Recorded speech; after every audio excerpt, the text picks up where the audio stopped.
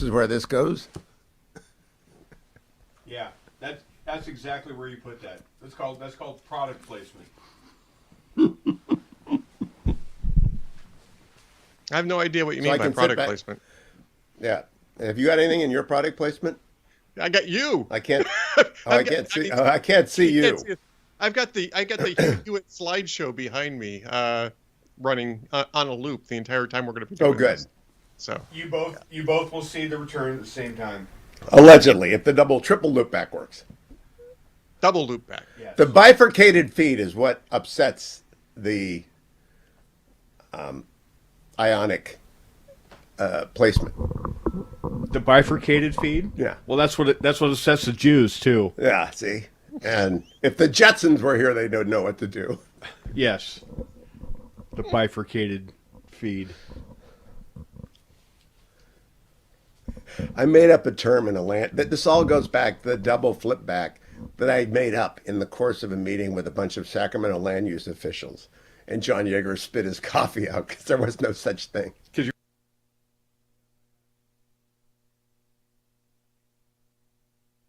Hello. Hello. Just dropped? Yep, you're back. Okay. Okay. We're probably getting to the point where Adam's got to take us down and we can't. Oh, we can't talk anymore. Yeah. Okay. Right. We're behind the veil now.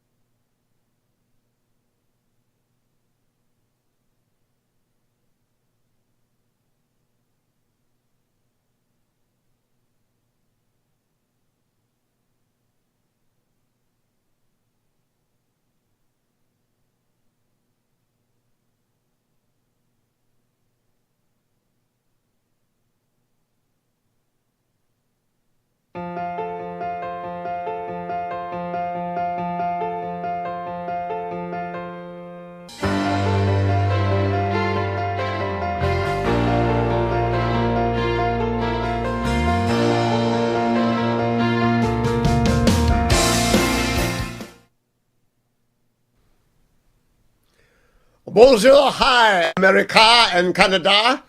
This is the Paris edition of the Hugh Hewitt Show. And I am Hugh Hewitt from Paris, and Dash Patterson is with me, but he has taken my beret, which we bought yesterday in order to do the show. I am joined as my co-host, Edward Morrissey. Hello, Edward. Welcome. Bonjour. Bonjour, Hugh. Bonjour. We are going to insist on all callers today use a French accent. So that if you're going to call the show today, you must call 1-800-520-1234. 234. 1234. 1-800-520-1234. And Edward, can you put on your best French accent? Oui, oui, monsieur. I am Lieutenant. You can't say that. This is an FCC show. I am Lieutenant Steve, and here is my friend Frenchie. Frenchie, and I say, bonjour, bonjour. Dash Patterson, are you going to speak French? This could be a very interesting show, no? Oh, very short. Could be.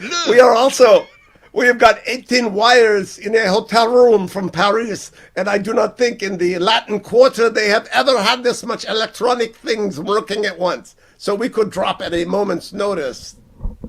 Edward, you are standing by and ready? I am standing by and ready, monsieur. I am here. Can you get a beret? Je suis ici. Do you have a beret? I do not have a beret. No, I do not have a Oh, okay. There are a lot Oh, of he just broke character. You broke character. You broke character. We're going to do the whole show. But if you are calling 1-800-520-1234, you've got to use a French accent today because I am in Paris. Je ne sais quoi. You have to have a certain je ne sais quoi. So, you know. Is that a Monsieur Croc? That's all I know how to say, Monsieur Croc. I go into every restaurant and say, Monsieur Croc. And that's what I do because I don't actually know a lick of French. In fact, I don't even know how to say bonjour. Monsieur Croc? Monsieur. That means you want Mr. Sandwich. No, I want Mr. Sandwich. No, it's a French and ham and cheese. That's what it is. And so that's what So I got to tell people about my day in Paris yesterday. And we're just stand by for a second because Dash Patterson will get a kick out of this. So we land at 8 o'clock in the morning after an all-night flight. And the question is, you don't want to go to bed, right? You don't want to go to bed. I'll do the rundown in a second or two. And Harley, you can include this monologue for the benefit of the audience so that they understand why I'm a little bit goofy because it's just jet lag. So all-night flight, and we decide, perhaps erroneously, just stay up from 8 a.m. until at least 9 p.m. So the way to do that, of course, is to rent electric bike tour company things. And I have been mocking Generalissimo for his scooter for a long time. Have I not? You have mocked me for my Pedigo bicycle for a long time. For many years. And so, never having been on one before, they, of course, train us for 90 seconds. And I missed most of it. Did you rent the three-wheeled ones? No, we got the two-wheel ones. Okay. The fetching Mrs. Hewitt was on the ground in 30 seconds. She ran into the wall. She went down. And they're worried about us, right? Because we're 66, and they're looking at us like in France, you're dead at 66. I think the average life expectancy in France is 65. So they think you're going to be dead. And Roman, who is the runner of this thing, and Marcel are watching us get on these things, and they're saying, these people are dead. And by the way, we go along the Seine a lot. And unlike America, nothing is illegal here. So you can basically go off the river. The bridges have no nets. People jump into the Seine. They hit the fly boats. Everything is legal in France. So we go off, and I didn't get the directions. And so the directions are, there are settings on the electric bike. Edward, have you been on an electric bike? I have never been on an electric bike, but I actually have been wanting to try it. Well, the key thing is the electric bike has settings 1 through 10. And the higher you go, the more the electric bike helps you.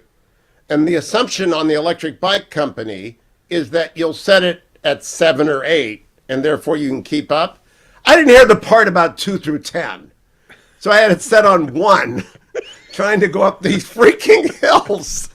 And so Dwayne is laughing. So at this point, I'm sweating like a dog. I'm dying. I'm the last person in the line. I can't keep up. It's like, I don't ride bicycles.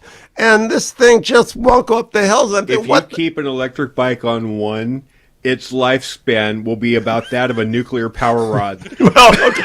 Fuel rod. Well, no one told me. So by the end of the first hour, I'm just dying. I come up to the guy, Roman. I said, Roman, this is not... He said, didn't he tell you where the throttle was? Well, they did, but I didn't hear that part. I didn't know there was a throttle. There's a little throttle. So I did everything on 1. Boy, does that come in handy. Oh, it does. It ever. Because once I got to 7, it was a lot more fun than doing it on 1.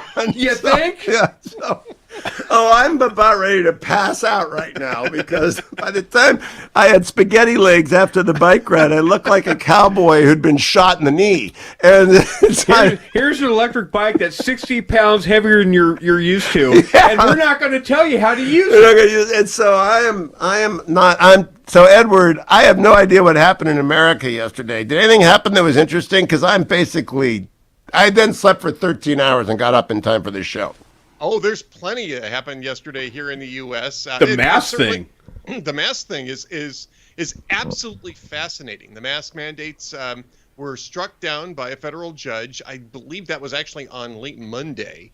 And Yes, because I saw that on the plane, but they still made us wear the mask because we were coming to France. We were international flight. We were international flight. International flight. So there were flights in the United States where pilots were announcing you could take your masks off, and there's all sorts of videos on the internet of passengers cheering, the masks are off, the masks are done, it's great. And then of course all of us were saying there's no way that Joe Biden tries to appeal this ruling, right? Because this is like the easiest out ever. He doesn't actually have to end the mask mandate. He can just say, "Oh, well, it was taken away from me. I guess we'll just go ahead and go along with this." No, actually, apparently they are going to appeal the ruling here, but they're not going to enforce the mask mandate while they're appealing the ruling. So they're not going to ask for a stay of the ruling. They're just going to go. So they're going to be asking for the mask mandate to come back throughout the election season. Yes, apparently so. I love that. They have walked themselves into a box. Just step on a rake every day between now and November. So we get the benefit of having the issue without having to actually deal with the masks. Yeah. And so all we have to do is say, what is the Democrat that you're running against? Does he support or oppose the administration on returning the mask mandate?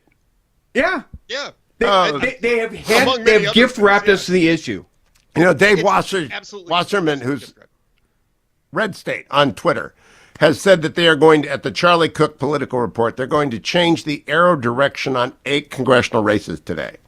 And after that, I assume that's because of Florida, the new map being adopted in Florida and maybe in Ohio. And so Republicans are going to be a couple of seats ahead when Democrats are supposed to be a couple of seats ahead. You add in that mask mate, Ed, and what do we do? What do you think the Republicans pick up? I'm making you do an over and under right now, Edward. I'd say the over under right now is 35. I agree. And that's, I mean, people have to understand. It's going to say, well, it's only 35, but we're starting off a lot closer to a majority than we have been in previous cycles, right? So when you take a look at 2010, right? We were I think at 186 going into that election, right. So we picked up 63, right? 63 seats. 63 seats. Yeah. Well, we're at 212. So we're already. If the Republicans pick up 31 net seats, if they pick up 31, it will be the largest Republican House majority in over 100 years. Yep. Well, I'm all for that. By the way, Dash, you have to still speak in French. If you're going to just sit here and produce the show. None. So, by the way, we're not going to reference what happened on Twitter yesterday because it involves a colleague. But I am going to say that after what happened on Twitter yesterday, Edward and I and Dash have in development the Hollywood Squares meets the Red Wedding. And we're trying to fill out those squares. And in the center square, who did you suggest, Edward? Steven Cruiser. Oh, very good. Who did you suggest? Oh, you got to pick Gutfeld in there. So the Hollywood Squares meets the Red Wedding becomes the Washington Beltway Squares. It could save CNN Plus, actually. I think it could save CNN Plus if they put it together in a hurry. And we need 9 people. And the key square, for those of you who are old enough to remember the Hollywood Squares, that went on for some time after we were kids, didn't it? Oh, it went on. Like it wasn't Jeopardy long, but it went on for decades. It went a long time. Yeah. And Charlie Weaver was my favorite. And who was Edward Cox? Was there Eddie Cox? Wally Cox. Wally Cox. And of course, in the center square was Paul Lynde, always, because he was always funny. Oh, that music means we have time to go back. We must go to break from France. We will be back. We will be back from France with Edward Morsi and Dash Patterson after this.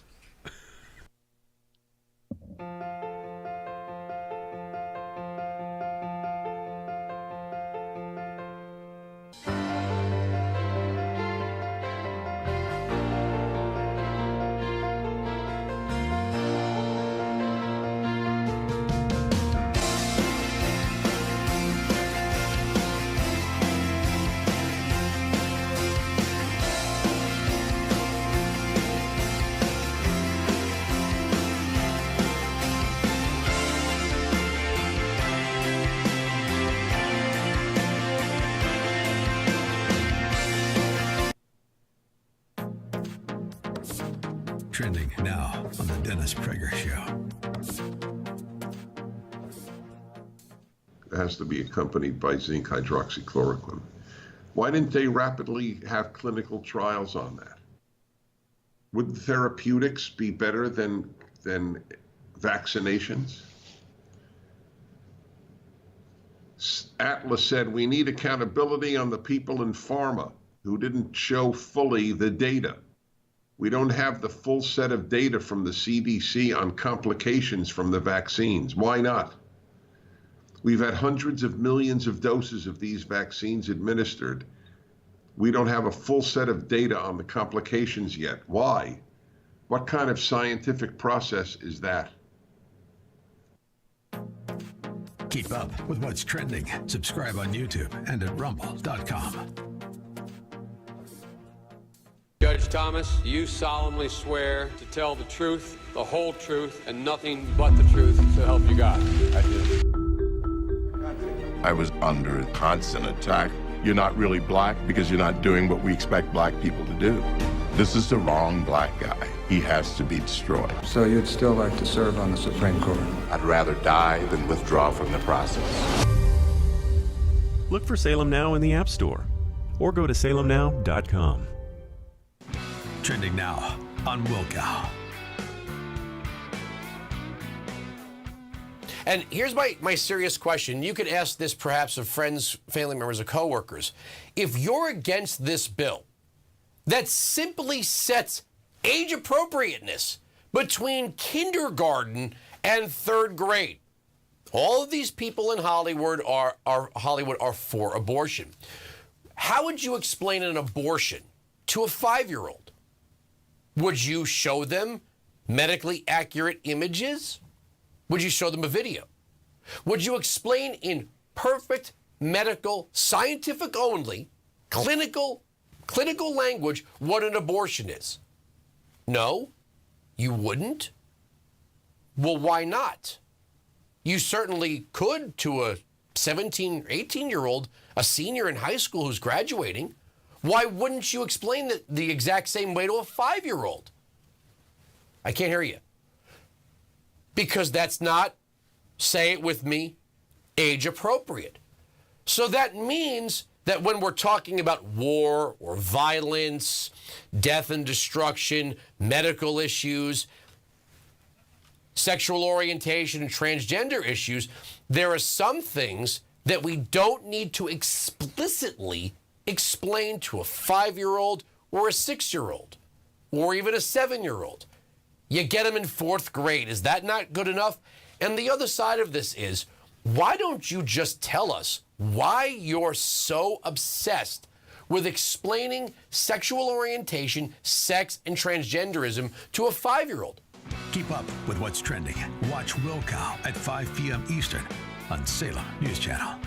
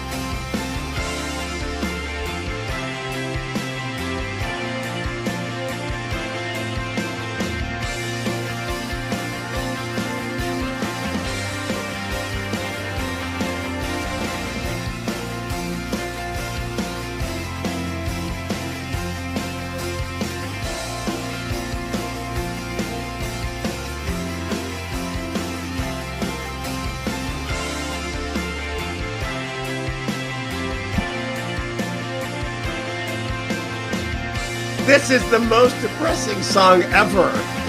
Welcome back, America. Hugh Hewitt in Paris. This Jimmy Buck. Just listen to this.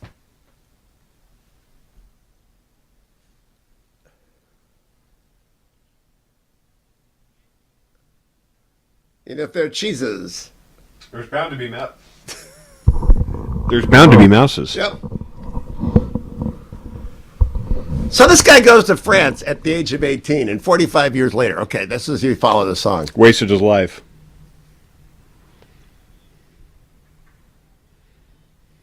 So he gets married at like 60.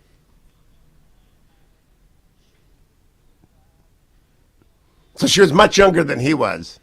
Now listen to this. This is the killer part. I mean, literally.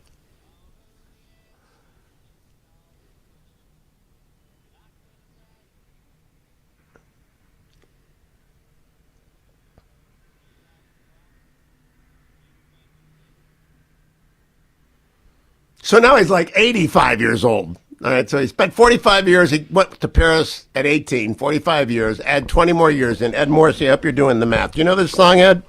I'm not hearing the song, so I couldn't tell you what it is. Okay. I'm hearing sounds of sight. So you're hearing sounds of sight. No, you should be hearing Jimmy Buffett. The war took his wife and child. So only left him with one eye. This is like the worst song ever. I don't know why Adam picked this as a bump from Paris. I want to get the hell out of here. To Paris. He went to Paris. It's a Paris song. It's a Paris song, but it's the most depressing song ever. Welcome, America. And Canada. I'm Hugh Hewitt, and our listener in Singapore and our listener in Ireland, which we have every day. Good morning to you. Edward Morrissey's co-hosting with me because of the double back loop ionic feedback. And we may lose this show at any time from Paris because the Latin Quarter was only electrified like last year in time for this year's presidential election. Edward, there's a debate in Paris tonight between Macron and Le Pen. I think I pronounced that. I listened a lot last night. Who do you think's going to win the debate, and who do you think's going to win the election in France? I couldn't tell you who's going to win the debate, but I think Macron's still going to win the election. I think that the leadership during the Ukraine crisis that Macron's been demonstrating probably is going. For most democracies, this type of international crisis usually produces a rally effect around a leader. It hasn't in the United States, but there are reasons for that. I suspect that it kind of shored up Boris. It kind of shored up Boris Johnson. Yeah, well, he's taken a lot of javelins yesterday. I watched BBC4 last night, and I also watched a little bit of the French television to see the debate is tonight. Le Debate. I tweeted out a picture of Le Debate, and Le Pen was closing, and then she said, "I'm leaving NATO," so I'm hoping Macron wins. You know, I normally don't support people in foreign elections. Not my election. But if Le Pen wants out of NATO, I want her out of the presidency at the Elysee Palace. I think I said that right, too. I might not have said that right. Edward, I got to do the market update brought to people by Birch Gold, great sponsor of the show. And I have no idea what happened in the markets yesterday, but according to CNN, it was a good day for everybody, all concerned. And the price of gold went to $19.54 an ounce, so that's down a little bit. Markets in Europe are bubbly this morning. I don't know why, because Russia is invading every part of Ukraine. They're advancing in every part of the eastern front, in the southern front of Ukraine. They've been repulsed in the north and the east. They're advancing everywhere in the south. Birch Gold is there for all your gold needs. All you have to do is go to hughgold.com. That's hughgold.com. They will sell you gold. They will help you roll over your IRA or 401k. A portion of it, I recommend between 5 and 10%, not more. And I do not recommend numanistics. I just recommend Maple Leafs and Krugerrands and American Eagles to put into your Birch Gold IRA. They'll send you a free information kit. I guess it was a good day on the market yesterday for everyone except Netflix, Ed. They're getting crushed in the pre-market. What happened to Netflix? Well, Netflix lost 200,000 subscribers, and that's the first significant loss of subscribers that they've had. Yeah, they're also starting to look at, for the first time, they're looking at a lower cost membership that would allow for advertising. They're going to try to restructure their membership fees to have better retention. But if you're Netflix, you get to a certain level, right? And when Netflix first started out, it was I think they were by themselves and Amazon Prime shortly after that. But now you've got all sorts of competing platforms. Do you have a clock in front of you, Edward? Do you have a clock? No, I have a sundial. No. Here in Texas, we don't have. That's why we're going to break. Ed Morrissey, and somewhere in Texas, where like the Latin Quarter, they don't have much in the way of electronics. We'll be right back on the Paris and Texas edition of the Hugh Hewitt Show. And Latin.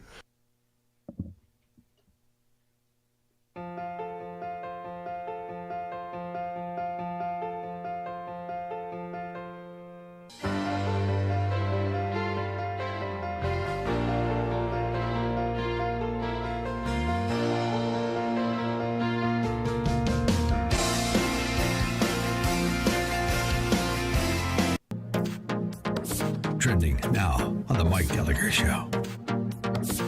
These are clowns. who are desperate to prop Joe Biden up. And every last one of the rhinos who did it, the Never Trumpers and the Jen Rubins of the world, they're just flailing, pitiful people who bet on the wrong horse.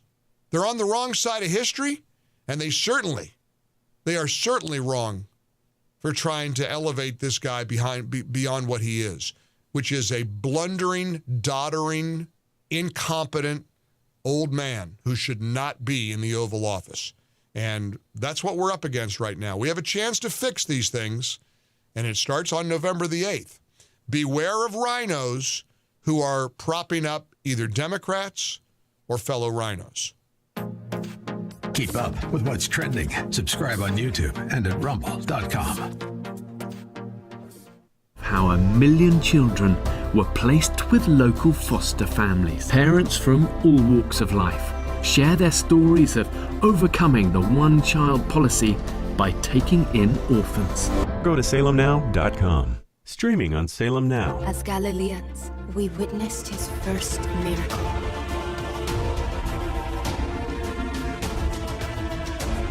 He warned us that a time of great deception would come. But we must hold on to our faith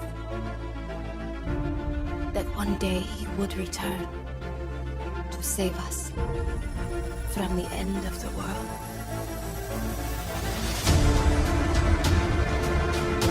What if there was evidence that proves that this is all real?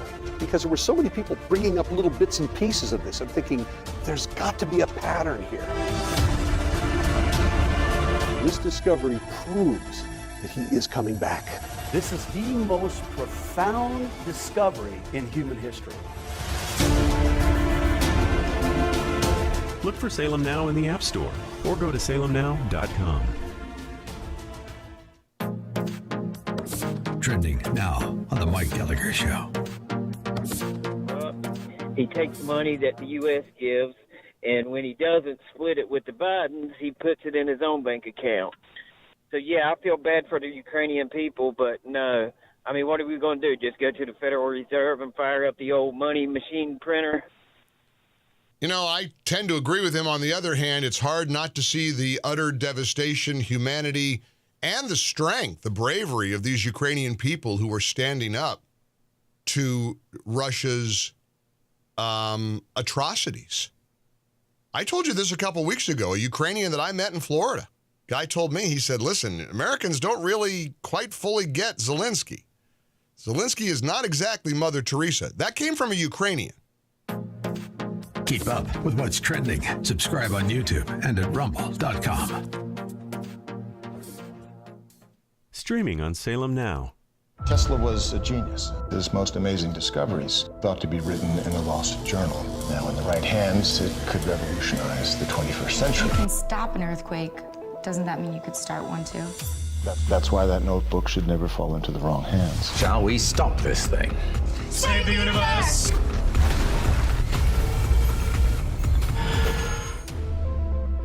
Look for Salem Now in the App Store or go to salemnow.com. You called your son, and you personally promised him you would be here. Prayer is a powerful thing, Ethan. It really does work, if you believe. Look for Salem Now in the App Store or go to salemnow.com. Trending now on the Mike Gallagher Show. Stressed? But now she's got this to deal with because that's the point. It's how cruel they are. That's how vicious and mean-spirited and cruel the Adam Kinzingers and the Liz Cheneys and the Bob Woodwards of the world are. They're a vicious, vicious bunch. Let me give you another example in reminding you of why you're on the right side during these extraordinary times. I don't know who Dana Gould is. Never heard of him. He's got a podcast of some kind, and he's a comic. But he sent out a tweet that went viral for all the wrong reasons. His tweet said, and I quote, thinking about Rush Limbaugh and how now that he's dead, you never, ever hear about him. No one mentions anything he did because what he did had no value. It contributed nothing worthwhile to the culture, nothing of lasting value. Again, with all due respect to Dana Gould, who I've never heard from, I'm not sure what you've contributed to society. I don't know how many millions and millions of dollars. And at rumble.com.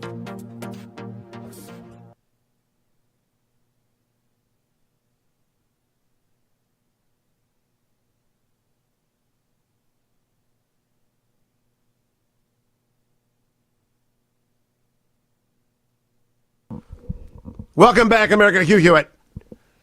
I'm not looking for answers, but I got the math wrong. Listen closely to this if you can hear.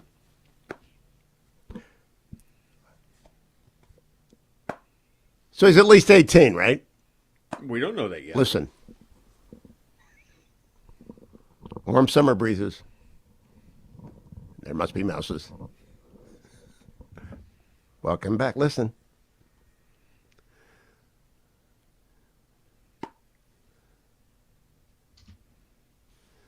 Okay, so what I've been corrected by Captain Mark is that it's not 45 years. 4 or 5. Or it's 4 or 5 years.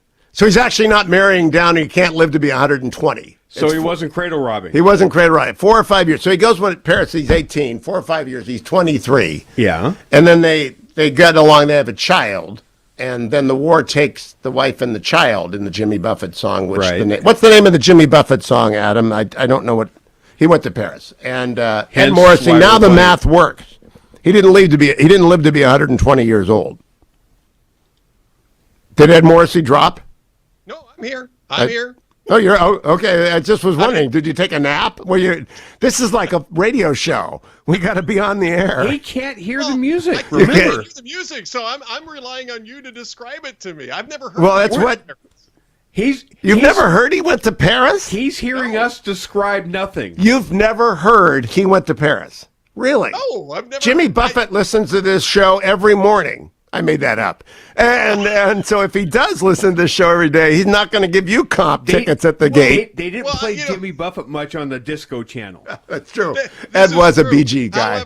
However, I do have an excellent cover version of Margaritaville, so I'm sure he'll forgive me for not Okay. he went to Paris. Before I do my embeds, can you explain to me what Kurt Schlichter was talking about on Twitter yesterday or the day before when he said you were going to cover an album? I have no idea what the references were. It's like walking into this radio show in the middle of an I Love Lucy episode in the background. Or sort of like being on the air with you when you're talking about he went to Paris and the song's not playing in my ear. So it's maybe something like that. He was talking about having me do a cover of the Smiths, whose lead singer is Morrissey. And he wants me to do an album. And no, the Smiths isn't William French. I have no idea who the Smiths are. Are they Amish people with horseshoes? No. Are they Amish folks? What are the Smithies? Really, they were kind of a British, a British punk band, an Irish British punk band. Oh, they're not Amish then. No. Okay. Let me tell everyone, we are in the last 4 days of our. This is the serious part. We are raising money for the International Fellowship of Christian and Jews, and we are doing so with an eye on Ukraine, where it is brutal right now, and the International Fellowship of Christian and Jews raising money to get Jews out of Ukraine to make Aliyah to Israel. They're also sending in supplies for everybody, Christians and Jews, and non-believers alike. The International Fellowship of Christian and Jews doing everything they can to help in Ukraine, and they're raising money. All you have to do is go to HughHewitt.com. Here's their international chairman. Play that for us, would you, Adam? I'm so grateful for this opportunity. Would you pray with me? Beloved God of heaven, we come to you now. Touch us, that we would not only hear with our ears, but we will hear with our heart, that all of us together might be about the Father's business of healing and restoring and reconciling. And we pray all of this in your magnificent name. Amen. That's Bishop Lanier, who is the International Fellowship of Christian Jews chairman. And all you have to do is call 800-980-2070. 800-980-2070. That's 800-980-2070. I'm going to fit in one more embed in this segment before I do the rundown with Ed, which is for andrewandtodd.com. We got a pretty crowded schedule, so I want to make sure I get my embeds in. I'm here to tell you that we met some folks who are in the listener cruise with us, and they said they moved to Knoxville, Tennessee, and they bought their house, and they added with Andrew and Todd, of course. And that made me smile because andrewandtodd.com are the lenders of choice for every listener to the Hugh Hewitt Show. Edward, did they do your mortgage when you went down to Texas, or did you sell out Minnesota and buy like the Star Ranch for the amount of money? Doesn't Texas land cost like $1 an acre? It's actually a little bit more expensive, especially the closer you get to Austin. But yeah, no, I didn't need to do a mortgage. I did a bridge loan, and I own my own property now. So. Okay, so Ed's free and clear, so you can feel free to sue him and attach his property. But andrewandtodd.com are the place where everybody goes to get their loan. 888-888-1172. If you're moving anywhere in the United States, Andrew and Todd. I don't know if they do loans in Paris. Not sure about that. 888-888-1172. Andrew Del Rey, Todd Avakian with Sierra Pacific. So let me do the rundown. And Edward, here's how I propose to do the rundown. I propose to do each story. I prepared for many hours this morning. People might not know that, given how silly we are, but that's just the jet lag talking. So I'm going to give you the headline, and then I want a reaction. We're going to do this very, very quickly, all right? Headline number one from the Financial Times. Multinational companies continue to pay almost 200,000 employees based in Russia, despite pledges to suspend or end activities in the country. Edward? Well, I think that there may be some issues with just simply disconnecting some of those employees, but I think that this has been going on now for several weeks, and I think more pressure has to be put on American companies to sever their connections to Russia. This is part of the issue, is the fact that we're still sending money over there, and we need to stop doing Even if it means throwing a babushka-wearing grandmother out of her job in Siberia?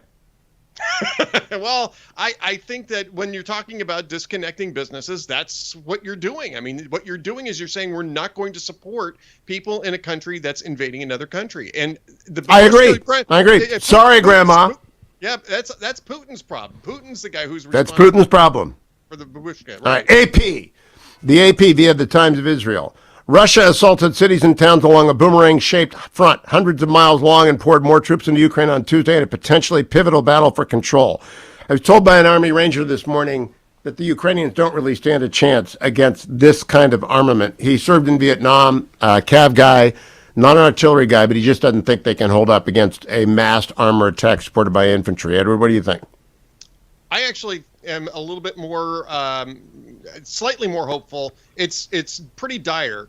I think the Russians are improving their tactics, first off, but I don't think they've improved their troops. I don't think they've improved their leadership on the field. And they started off looking really good, too, in the first days of the invasion. They ended up moving in, overextending, getting stuck, and then getting shredded in the north. And don't forget that Ukraine has had 8 years to build a lot of fortifications, a lot of entrenchments, a lot of defensive formations down there that they didn't have in the north. And I think that this is, you get enough material into Ukraine, and that might be more of a battle than your friend does think. Dash Patterson? Best case scenario for the Russians is, yes, they can win the short-term war here, but what they have on their hands is a long-term insurgency. By the way, if you like Dash Patterson and Ed Morrissey, you ought to subscribe to The Universe because they do this once a week, right?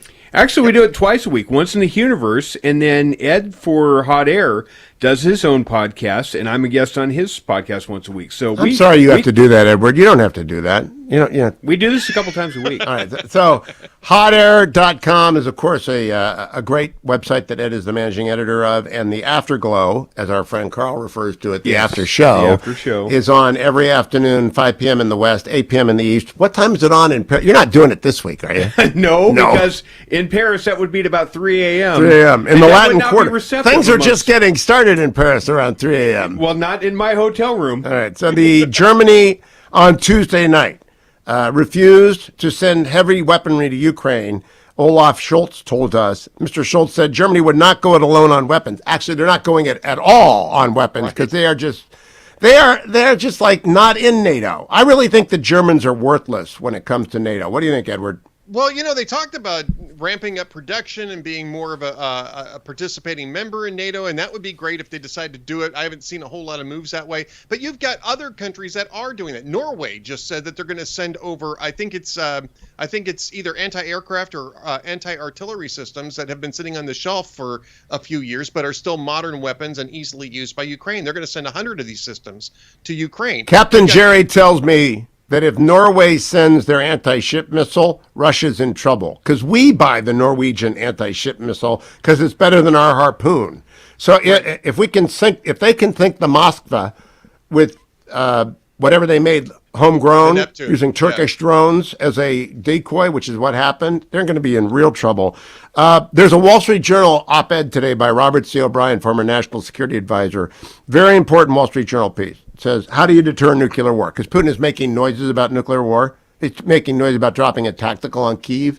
So O'Brien lays out, here are the 8 things we do that are not a nuclear response to that, which we will do. And I think it's a brilliant op-ed piece. And it says, number 1, if they use a nuclear weapon, NATO will sink every ship in the Russian fleet. That's number 1. And the next, and we will destroy Russian positions in Syria and Lebanon, of which there are a couple.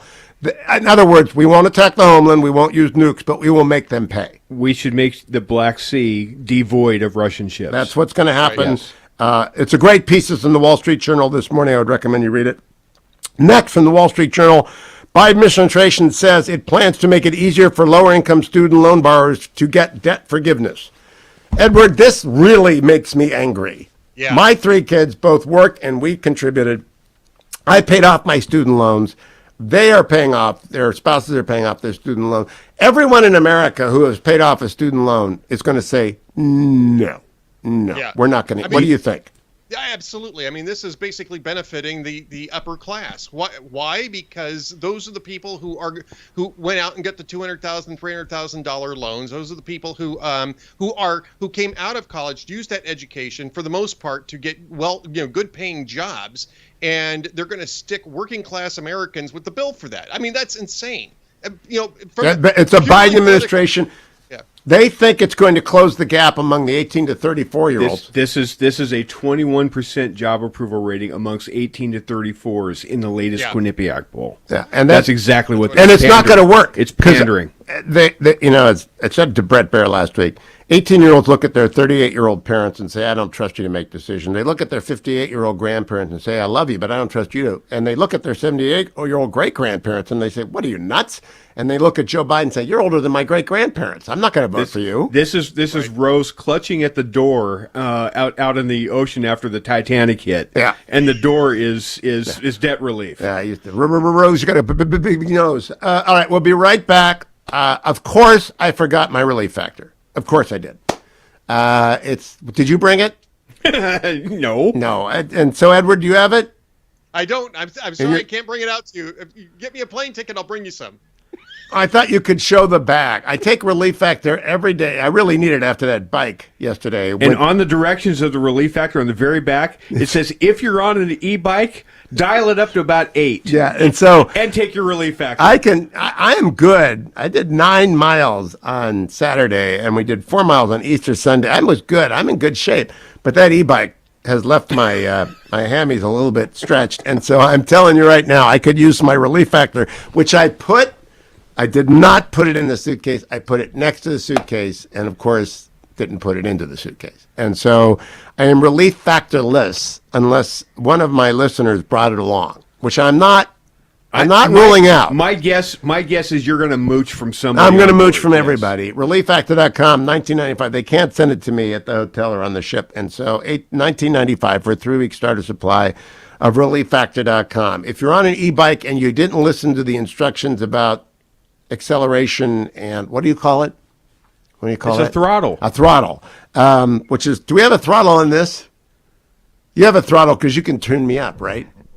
I just turned down your throttle. Your throttle's completely gone now. My throttle's back up. Okay, now ReliefFactor.com, $19.95 if you need some help with your throttle. ReliefFactor.com. I'll be right back, America. Stay tuned. Portions of the Hugh Hewitt Show are brought to you in part by Birch Gold Group.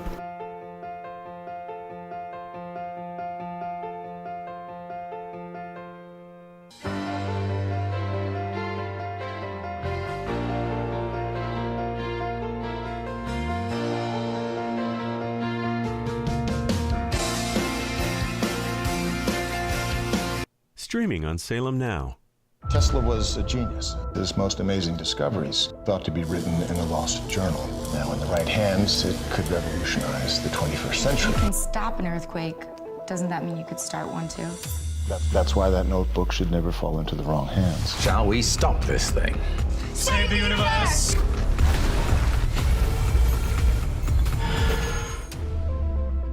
Look for Salem Now in the App Store or go to salemnow.com. You called your son. You personally promised him you would be here. Prayer is a powerful thing, Ethan. It really does work, if you believe. Look for Salem Now in the App Store or go to salemnow.com. Trending now on The Mike Gallagher Show. Stressed?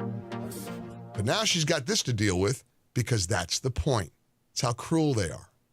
That's how vicious and mean-spirited and cruel the Adam Kinzingers and the Liz Cheneys and the Bob Woodwards of the world are. They're a vicious, vicious bunch. Let me give you another example in reminding you of why you're on the right side during these extraordinary times. I don't know who Dana Gould is. Never heard of him. He's got a podcast of some kind, and he's a comic. But he sent out a tweet that went viral for all the wrong reasons. His tweet said, and I quote, "Thinking about Rush Limbaugh and how now that he's dead, you never ever hear about him. No one mentions anything he did because what he did had no value. It contributed nothing worthwhile to the culture, nothing of lasting value." Again, with all due respect to Dana Gould, who I've never heard from, I'm not sure what you've contributed to society. I don't know how many millions and millions of dollars you've directed to charities and the philanthropic works that Limbaugh did during his too brief a time on this planet. But I'm going to go out on a limb and think that you don't even have a fingernail worth of merit in terms of contributions to society compared to the late Rush Limbaugh. But again, it's the cruelty, it's the viciousness of the left that matters. That's what stands out. They are a vicious, vicious bunch. Keep up with what's trending. Subscribe on YouTube and at rumble.com. Trending now on Wilkow. And here's my serious question. You could ask this perhaps of friends, family members, or coworkers. If you're against this,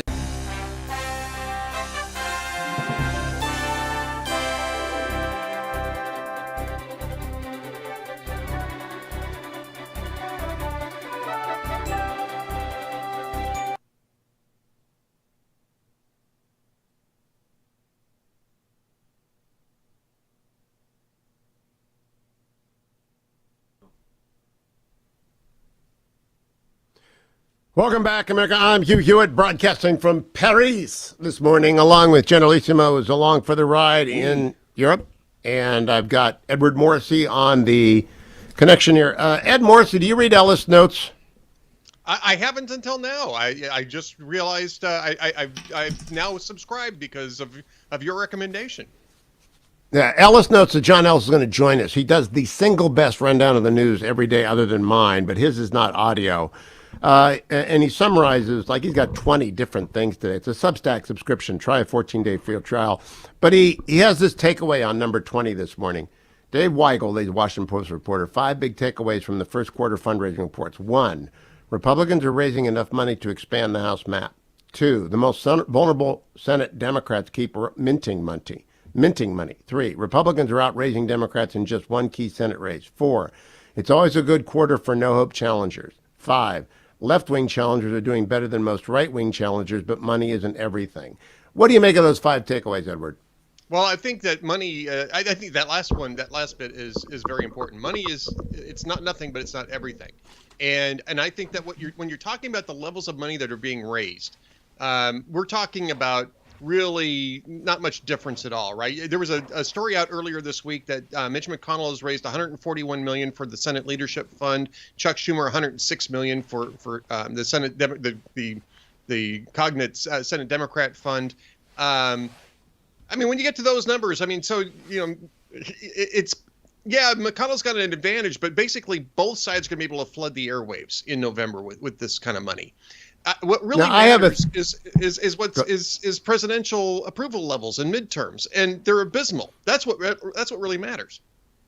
I have a theory, and it's been my theory for 20 years, that voters are smart, not stupid. Yeah. And that voters know who's running for everything, and they know that the Senate is 50-50, and if they don't like the president and they want to put a check on the president, there is no way you can save Mark Kelly in Arizona.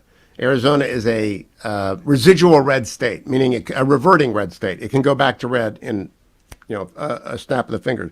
Yep. I don't think Pastor Warnock can beat Herschel Walker, period. I don't care if they throw more Oppo at Herschel than I have on Dwayne. They will never beat Herschel. New Hampshire is a little bit different because New Hampshire is the world's smartest voters. I think they are actually trained up from youth to be smart participants because they're being dragged by mom and dad to see presidential candidates from the time that they can remember anything. So we're on in Nashua and Manchester, so I'm not just shining you on New Hampshire. I just really believe you're smart voters. And so Maggie Hassan is the 51st vote. And I don't care who they vote. They can nominate Senator Wallpaper, and it's going to be a competitive. Dwayne looked up when I said Senator Wallpaper. He thought, oh, that's me. Oh, I thought Biden was going back to the Senate again. New Hampshire is definitely smart democracy. You're exactly right about New Hampshire voters. And what's interesting is that neither party is so far at least committing a lot of money in New Hampshire. No, I got to ask both of you. Did you see the Easter Bunny clip? I did. Yes. Did you, Edward? The Yes. Easter Bunny having to reroute the president. I hope we got that. Did you see Kamala Harris give a speech talking about our friends in Bahrain? And where? Bahrain. Does she mean Bahrain? She meant Bahrain. She meant Bahrain, and she kind of Tehran Bahrain. I hadn't seen that one. That one I missed. The Easter I Bunny just one fell I over saw. on the couch. Yeah, no, All right, our good friends in Bahrain. Yes. Let's go back to the Easter Bunny. Speaking of Senator Wallpaper, how would you describe, if you were talking to someone who hadn't seen it, I'm going to put this one to Edward. If you were describing what happened to someone who had not seen the clip, please describe it. Broadcasting 101. The Easter Bunny rescued the president from a pack of wild reporters to ask him a question. No, come on, we're being neutral here. We're actually just going to try and describe what happened for the people who don't know what we're talking about. I'm sorry. Okay. So President Biden walked over to reporters at the White House Easter egg roll, and the Easter Bunny inserted herself between President Biden and the reporters and told Biden to go someplace else. That's really what happened. How would you? Okay. What are you going to add to that, Generalissimo? Jill Biden donned a Easter Bunny suit. No. Again, we're trying to do a straight bit here. Just describe what happened, because it's very hard to describe. Joe Biden wandered and was talking to reporters, and the Easter Bunny knew the president didn't belong there, and desperately tried to shuffle the president away. Terrible at this. Let me put on my... Hello, America. Today at the annual Easter egg roll at the White House, a tradition dating back 70 years at which children from the surrounding areas and VIPs attend, the president made his annual appearance and enjoyed mingling with the crowd until he chanced upon a group of reporters who asked him about Pakistan and Afghanistan. The Easter Bunny, nearby, traditionally donning the suit worn by a low-level press staffer, heard the president or received a hand signal asking questions or answering questions about Pakistan and Afghanistan, and bodily inserted himself or herself, we don't know who the Easter Bunny was, between the reporters. The president appeared startled, indeed possibly afraid of the Easter Bunny, who appeared out of his peripheral vision, and... The Secret Service are now using that video as training purposes. The Easter Bunny, it's the greatest video ever. The president looks like he's seen a vision of hell, like he'd seen the Red Wedding. Oh, it's an amazing video. If you missed Harvey, I'm back. He thought it was Jimmy Stewart come to get him out of the Easter egg roll. Don't go anywhere, America. Ed Morrissey, Generalissimo, and I will be right back with hour number 2 from Paris on the Hugh Hewitt Show.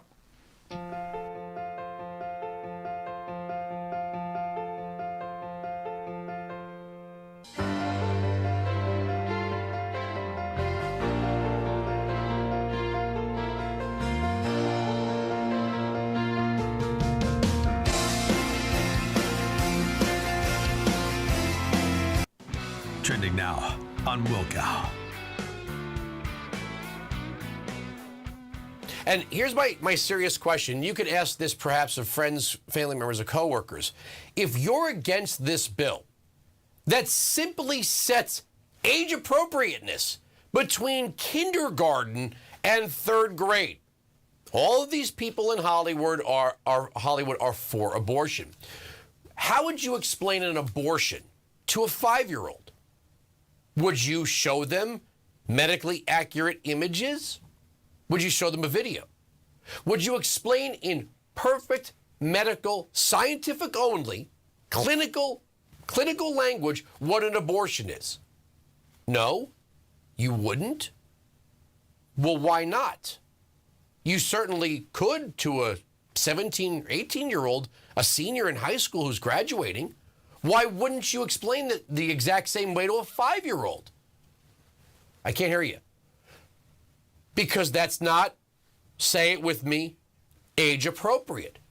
So that means that when we're talking about war or violence, death and destruction, medical issues, sexual orientation and transgender issues, there are some things that we don't need to explicitly explain to a 5-year-old or a 6-year-old or even a 7-year-old. You get them in 4th grade. Is that not good enough? And the other side of this is, why don't you just tell us why you're so obsessed with explaining sexual orientation, sex, and transgenderism to a 5-year-old? Keep up with what's trending. Watch Will Cow at 5 p.m. Eastern on Salem News Channel.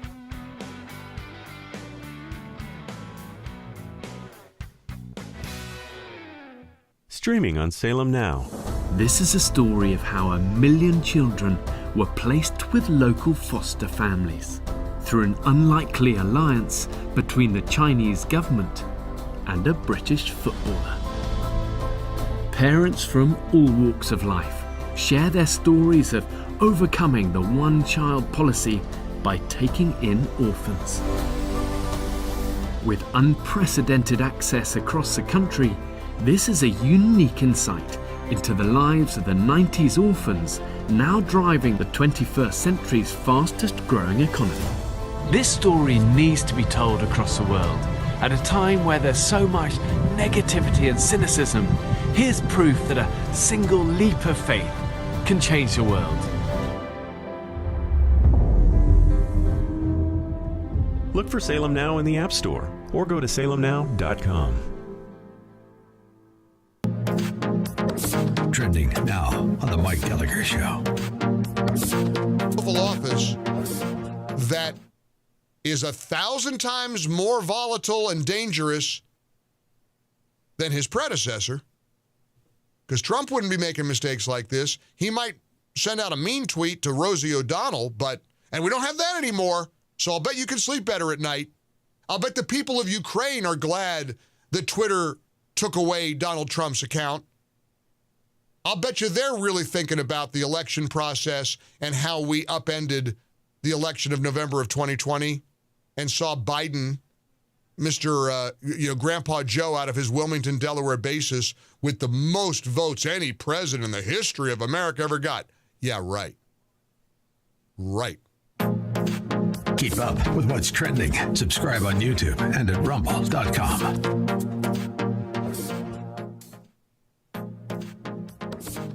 Trending now on the Dennis Prager Show. Period, emotions, truth is timeless. And you guys also have eternal wisdom that we both know comes from the Word of God. And those 5-minute videos from PragerU were so impactful because they were so simple, straight to the point, and so full of facts that is the remedy for leftism, if you will. It's the remedy for being in your feelings. And so there was a couple of videos, but the 5-minute videos were just fantastic for me. They were easy, short, stuff that I could watch and were just amazing. Did somebody bring those to your attention, or you just discovered it on the internet? No, just kind of discovered them on the internet. That's fascinating. That's great. Yeah. Social media. Yes. Do you have? I often ask this of Prager Force members. Do you have a favorite video? And I don't. You may not, and I don't care what it is if you do. But I'm curious. I do. It's the 5-minute video about the separation of church and state. I love that because he just goes into all the history of it, how there's not in the Constitution. I actually have a show, it's called Church and State, where my desire is to bring faith and politics together, kind of like Jack Hibbs or Rob McCoy. I want the church, I want people who have not been engaged in this kind of arena before to see that there's really no difference, that everything is sacred, kind of like the Jewish mind. Keep up with what's trending. Subscribe on YouTube and at rumble.com. Streaming on Salem Now. Fiance? No, I can't be your fiance. You're gonna go. You're gonna be my fiance, and you're gonna be the most amazing, fascinating, most successful man ever. We're only gonna be there for a few hours, eat dinner, and I promise we'll have the best breakup of all time. My baby, my princess. Oh, yeah. Beat a little bit. Stream on your phone, tablet, or TV. Look for Salem Now in the App Store or go to salemnow.com. Trending now on the Mike Gallagher Show. Stressed? But now she's got this to deal with because that's the point. It's how cruel they are. That's how vicious and mean-spirited and cruel the Adam Kinzingers and the Liz Cheneys and the Bob Woodwards of the world are. They're a vicious, vicious bunch. Let me give you another example in reminding you of why you're on the right side during these extraordinary times. I don't know who Dana Gould is. Never heard of him. He's got a podcast of some kind, and he's a comic. But he sent out a tweet that went viral for all the wrong reasons. His tweet said, and I quote, "Thinking about Rush Limbaugh and how now that he's dead, you never, ever hear about him. No one mentions anything he did because what he did had no value. It contributed nothing worthwhile to the culture, nothing of lasting value." Again, with all due respect to Dana Gould, who I've never heard from, I'm not sure what you've contributed to society. I don't know how many millions and millions of dollars you've directed to charities and the philanthropic works that Limbaugh did during his too brief a time on this planet. But I'm going to go out on a limb and think that you don't even have a fingernail worth of merit in terms of contributions to society compared to the late Rush Limbaugh.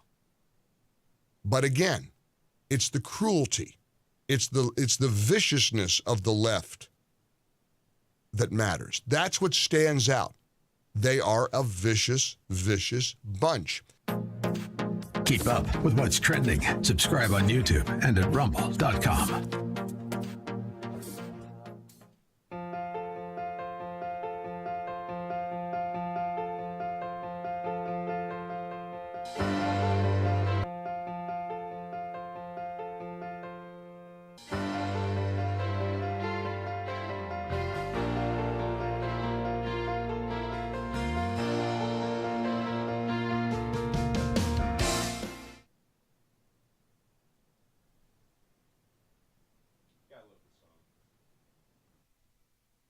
Morning, Glory, America. Bonjour, hi, Canada, Hugh Hewitt.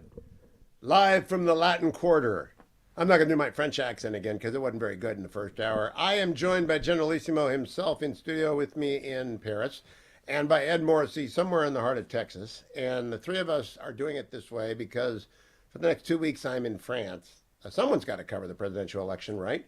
And so Generalissimo and I came over. This is the first time I've been out of the country since the virus started. And the big story today, we're standing by for John Ellis, but I think I screwed that up. And John does Ellis items every morning, the single best Substack subscription you can have out there. And he may join us by phone, I'm not sure. Edward, I want to get to the mask mandate. That was my third story on the rundown this morning. Yep. It began in midair, writes the New York Times. Shortly after a federal judge struck down mask requirements on planes, pilots got on intercoms to share the news, and some passengers tore off their masks with whoops of joy. Then it names a passenger and I don't want to name the passenger, I don't want to give the abuse to the passenger at all, who is upset because she had 2 children, too young to be vaccinated, and said, all I could do is hope it's going to be okay. Okay, there are some people in America who are COVID fanatics. But Right. if you're a COVID fanatic, you would not be flying with your children. I just don't believe that woman is actually worried. Do you? I mean, would you take your children on a plane if you actually thought it was going to crash? Well, I've never been a big fan of flying, and believe me, those things go through my head. But I still got on airplanes, Hugh, and I suspect that that's probably the same sort of thing with this woman and her kids. I'm not going to doubt her sincerity, but I do question her judgment here, right? In the first place, if you're going to have kids on any place, an airplane is actually one of the best filtered environments that you can be in. And secondly, the type of mask that her kids were wearing probably wouldn't have prevented transmission anyway. I bet it was a cloth and they wouldn't mask. have worn them the right way. Right. It's all absurd. They would have touched them. It's all absurd. And what I keep telling people is the masks have been proven to be an absurd bit of theater and projection about politics, because we still see a lot of people wearing masks who are very not avuncular about people who are not. And we also see people wearing masks poorly. It's all absurd. And at the beginning, I wore a mask and I didn't want people to be outside. I was as worried as the next person until we had the science, because I didn't want Ebola that was, going to kill people by the millions. And you can't see it. It could have been a lot worse than it turned out to be. But now, 2 years in, it's all absurd. Little kids weren't the big spreader of this anyway, and even they were if never they a did vector get for it, they were never a vector for it. And even if they did, even if this woman's 2 kids get it, the stats of them, I mean, you can count rhetorically on one hand. I'm sure you are able to find the one example of the one child who flew. And I'm a grandparent, so I don't take this lightly. It's just there are risks to leaving your house. There are risks to staying in your house. John Ellis joins us now from Ellis Notes on Substack. Good morning, John. You're on with Ed Morrissey. How are you? I'm good. How are you? I am great. I'm so glad you found us, John. I've been telling everyone that Ellis Items is the single best Substack item to get. And today your subtitle is the one I want to talk about. Tell us about why you put your subtitle on Ellis Items this morning. CNN is doomed. CNN Plus is doomed. I think a couple of weeks ago, I wrote a column, I guess you call it. I posted it on Medium, in which I made the argument that Warner Brothers Discovery, the newly formed company, given how much debt it had, would likely at least consider and probably sell CNN because of the $60 billion in debt that the company, needs to pay down in order to convince Wall Street that it is a stock that can go up. Let's put it that way. And that one of the things that sort of captured the problems at CNN was this vast investment, $360 million or something, in CNN Plus, which there's no demand for CNN Plus. I've not heard a single. No one has ever said to me, what I really need is CNN Plus. I mean, it's the market for that kind of information, news, whatever, is completely glutted. So Axios published a piece today that said they're dropping all the marketing for it. They're re-examining CNN Plus, that is Warner Bros. Discovery, and the new chief executive, David Zaslav, are taking another look, reviewing it, whatever you want to call it. And then I think it's, chapter 1. Yeah, Hollywood speak for we're going to kill this animal soon because it's in the trap and it can't escape.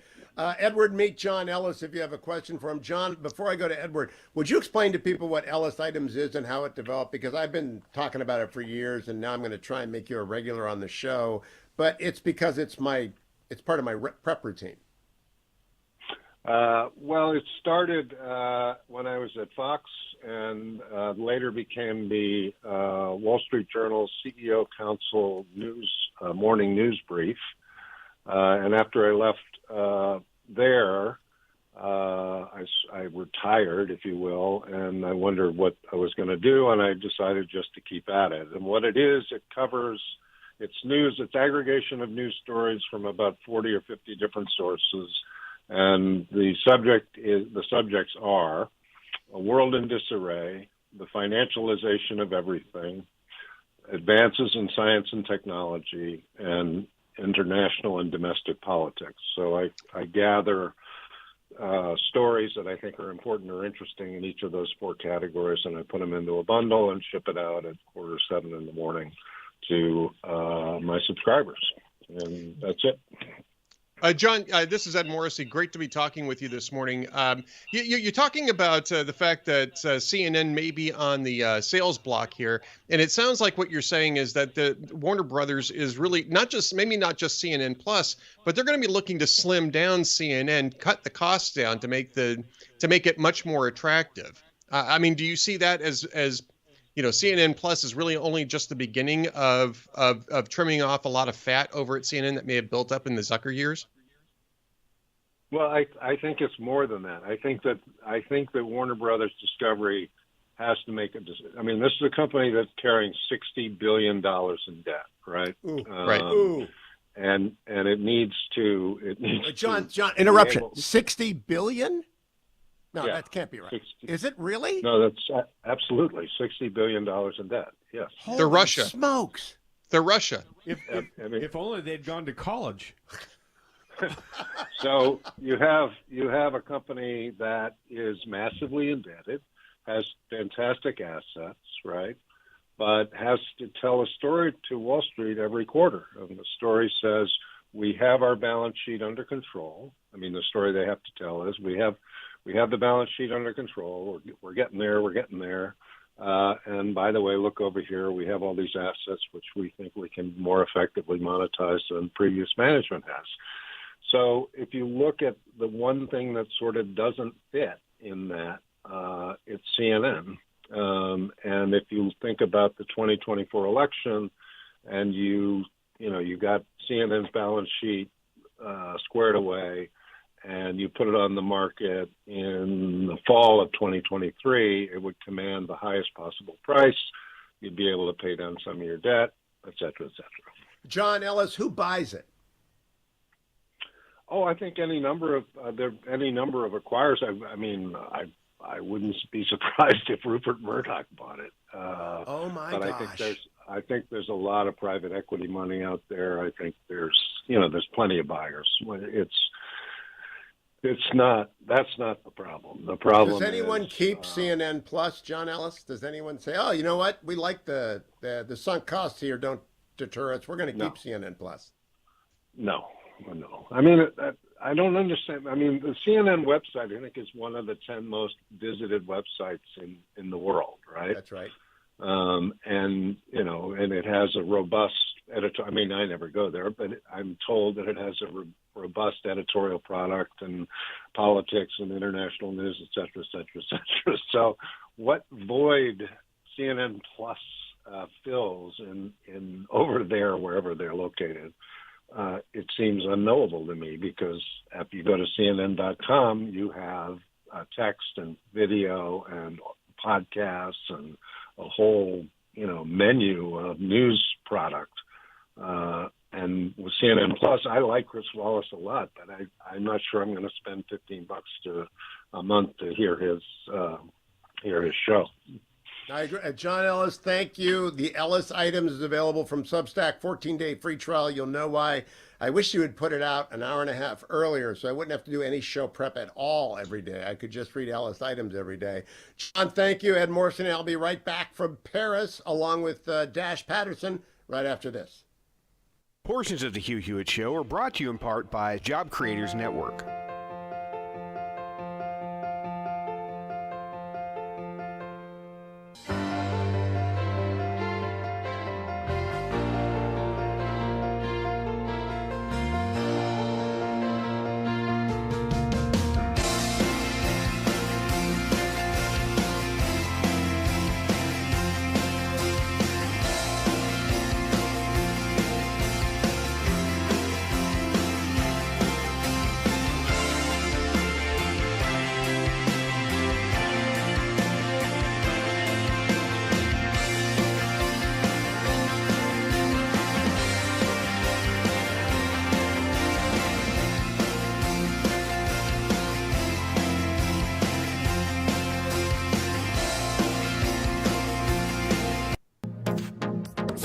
Trending now on the Mike Gallagher Show. These are clowns who are desperate to prop Joe Biden up. And every last one of the rhinos who did it, the Never Trumpers and the Jen Rubins of the world, they're just flailing, pitiful people who bet on the wrong horse. They're on the wrong side of history, and they are certainly wrong for trying to elevate this guy beyond what he is, which is a blundering, doddering, incompetent old man who should not be in the Oval Office. And that's what we're up against right now. We have a chance to fix these things, and it starts on November the 8th. Beware of rhinos who are propping up either Democrats or fellow rhinos. Keep up with what's trending. Subscribe on YouTube and at rumble.com. When you look at what SpaceX has done with their reusable rockets, we are seeing science fiction of the 1950s coming to life. Rockets land as they always were meant to do. It's really trying to land on a postage stamp. Elon Musk is a visionary, someone who comes along perhaps once a century. It's one thing to run a company that's worth $1 billion. Elon Musk has 4. Look for Salem Now in the App Store or go to salemnow.com.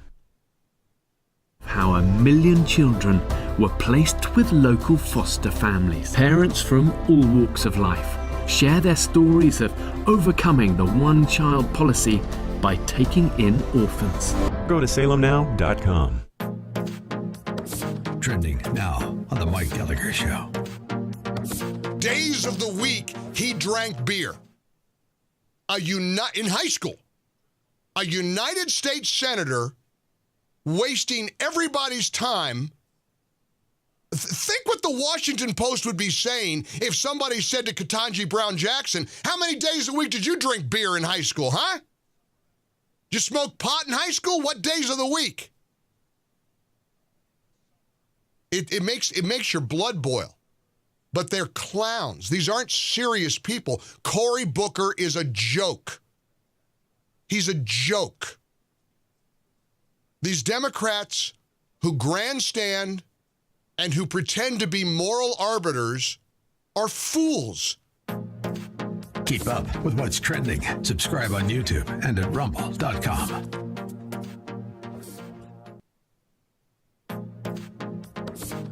Trending now on the Dennis Prager Show. It has to be accompanied by zinc hydroxychloroquine. Why didn't they rapidly have clinical trials on that? Would therapeutics be better than vaccinations? Atlas said we need accountability on the people in pharma who didn't show fully the data. We don't have the full set of data from the CDC on complications from the vaccines. Why not? We've had hundreds of millions of doses of these vaccines administered. We don't have a full set of data on the complications yet. Why? What kind of scientific process is that? Keep up with what's trending. Subscribe on YouTube and at rumble.com. Judge Thomas, do you solemnly swear to tell the truth, the whole truth?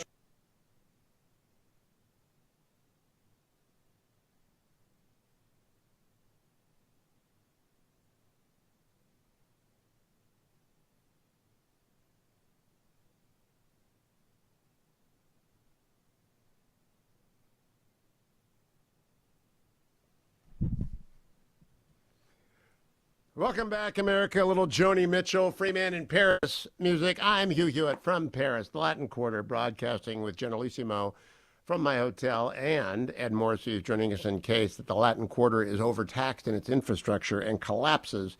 Before I go any further, let me remind all of you that the International Fellowship of Christian and Jews is out there right now doing their very best to get relief to Ukraine, to the refugees that are now 5 million strong outside of the country. At least that many inside of the country have had to flee their homes. And they are also, as they send in supplies on airplanes full of supplies for the refugees, the International Fellowship of Christian Jews is also about flying out Ukrainian Jews who want to make Aliyah to Israel. And so your contribution will help all of them get where they want to go, whether they want to stay and just eat or get out.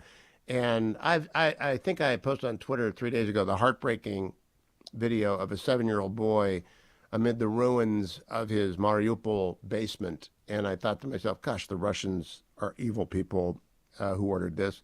You can also call 800-980-2070, 800-980-2070. Ed Morrissey, Putin just doesn't care, but do you think the rest of Russia understand how they are now viewed on a par with whatever despotic regime exists out there that you want to compare them to?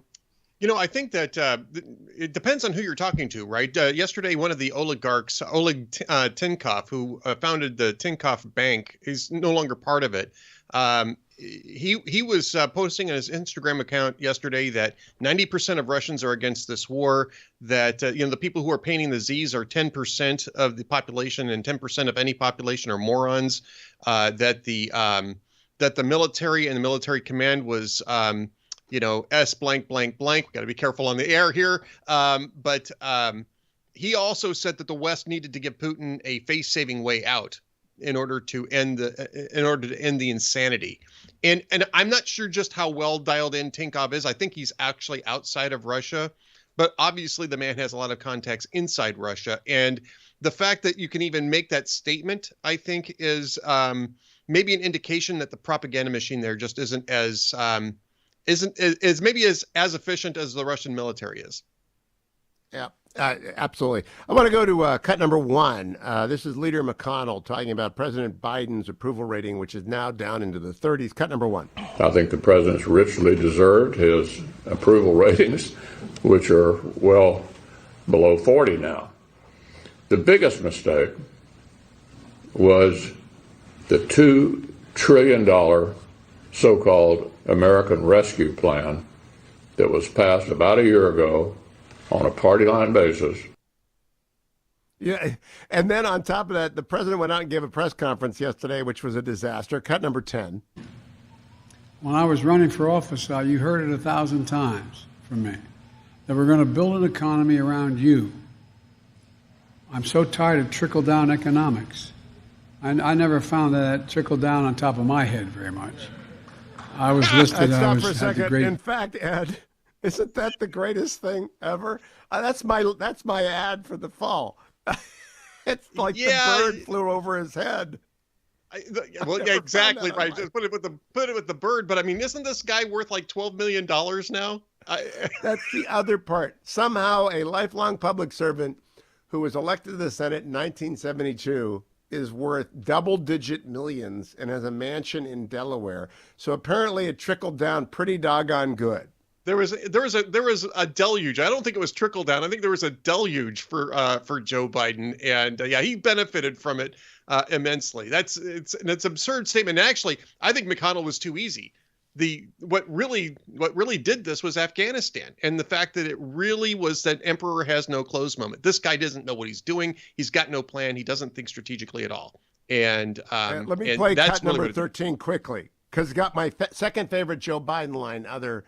Here, let's play it. Cut 13. And the second big reason for inflation is Vladimir Putin. Not a joke. Putin's invasion of Ukraine has driven up. Is up there with, come on, man, isn't it, Ed? Yeah, not a joke. I mean, that's one of his verbal tics. It's one of his common verbal tics. Inflation started in March of 2021. It accelerated in the summer of 2021, long before he started Putin started putting troops on the Ukraine border. This is absurd. Even his own allies are telling him to stop saying that. I love verbal. That's exactly. It's a poker tell, a verbal tic. It is to Joe what Dash is to me. Omnipresent. Go nowhere, America. I'm right back from Paris. It's the Hugh Hewitt Show. Portions of the Hugh Hewitt Show are brought to you in part by Stamps.com.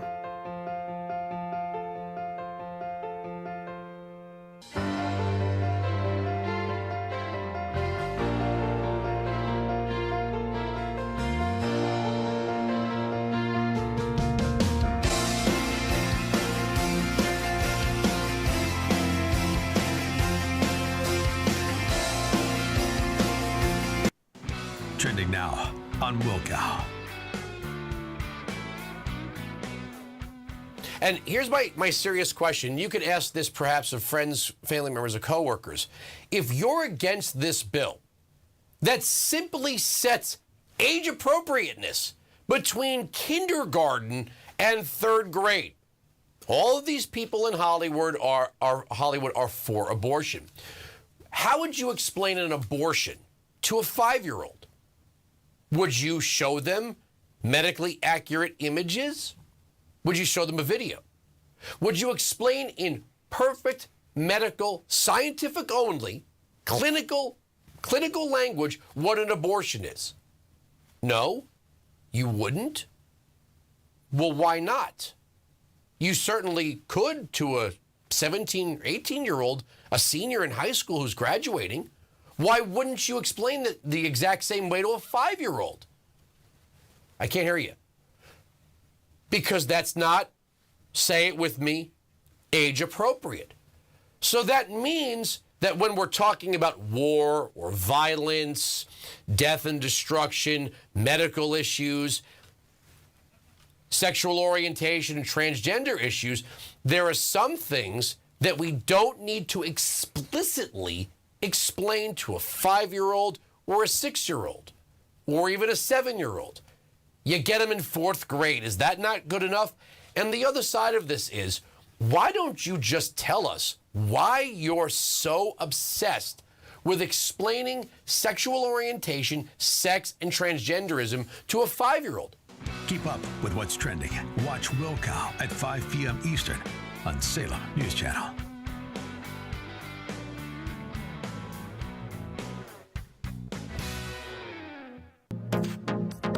Trending now on the Mike Gallagher Show. These are clowns who are desperate to prop Joe Biden up. And every last one of the rhinos who did it, the never-Trumpers and the Jen Rubins of the world, they're just flailing, pitiful people who bet on the wrong horse. They're on the wrong side of history, and they are certainly wrong for trying to elevate this guy beyond what he is, which is a blundering, doddering, incompetent old man who should not be in the Oval Office. And that's what we're up against right now. We have a chance to fix these things, and it starts on November the 8th. Beware of rhinos who are propping up either Democrats or fellow rhinos. Keep up with what's trending. Subscribe on YouTube and at rumble.com. How 1 million children were placed with local foster families. Parents from all walks of life share their stories of overcoming the one-child policy by taking in orphans. Go to salemnow.com. Streaming on Salem Now. As Galileans, we witnessed his first miracle.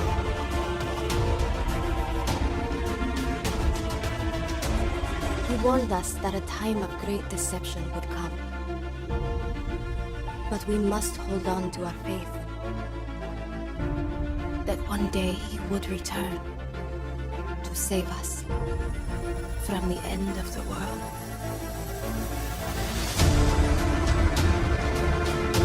What if there was evidence that proves that this is all real?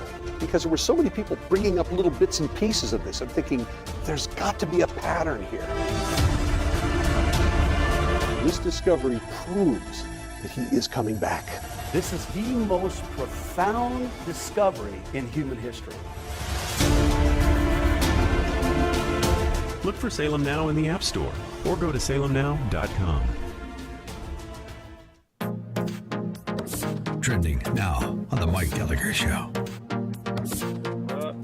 He takes money that the U.S. gives, and when he doesn't split it with the Bidens, he puts it in his own bank account.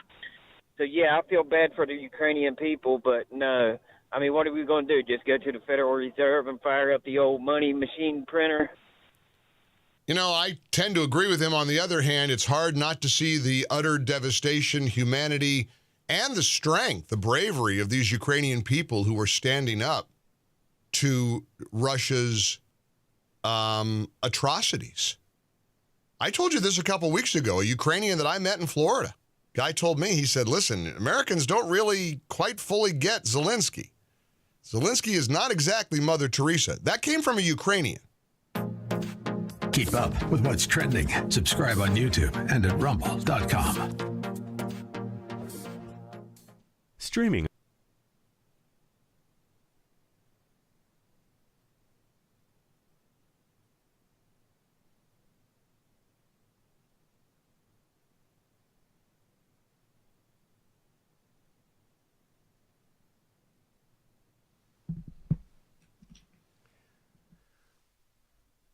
Welcome back, America. Hugh Hewitt live from Paris, producing the radio show along with Dash Patterson, joined by Ed Morrissey in Texas. It does sound like that here. It does sound like that here. It plays in the background. And Congressman Mike Gallagher, himself of French descent, as you can tell by his last name.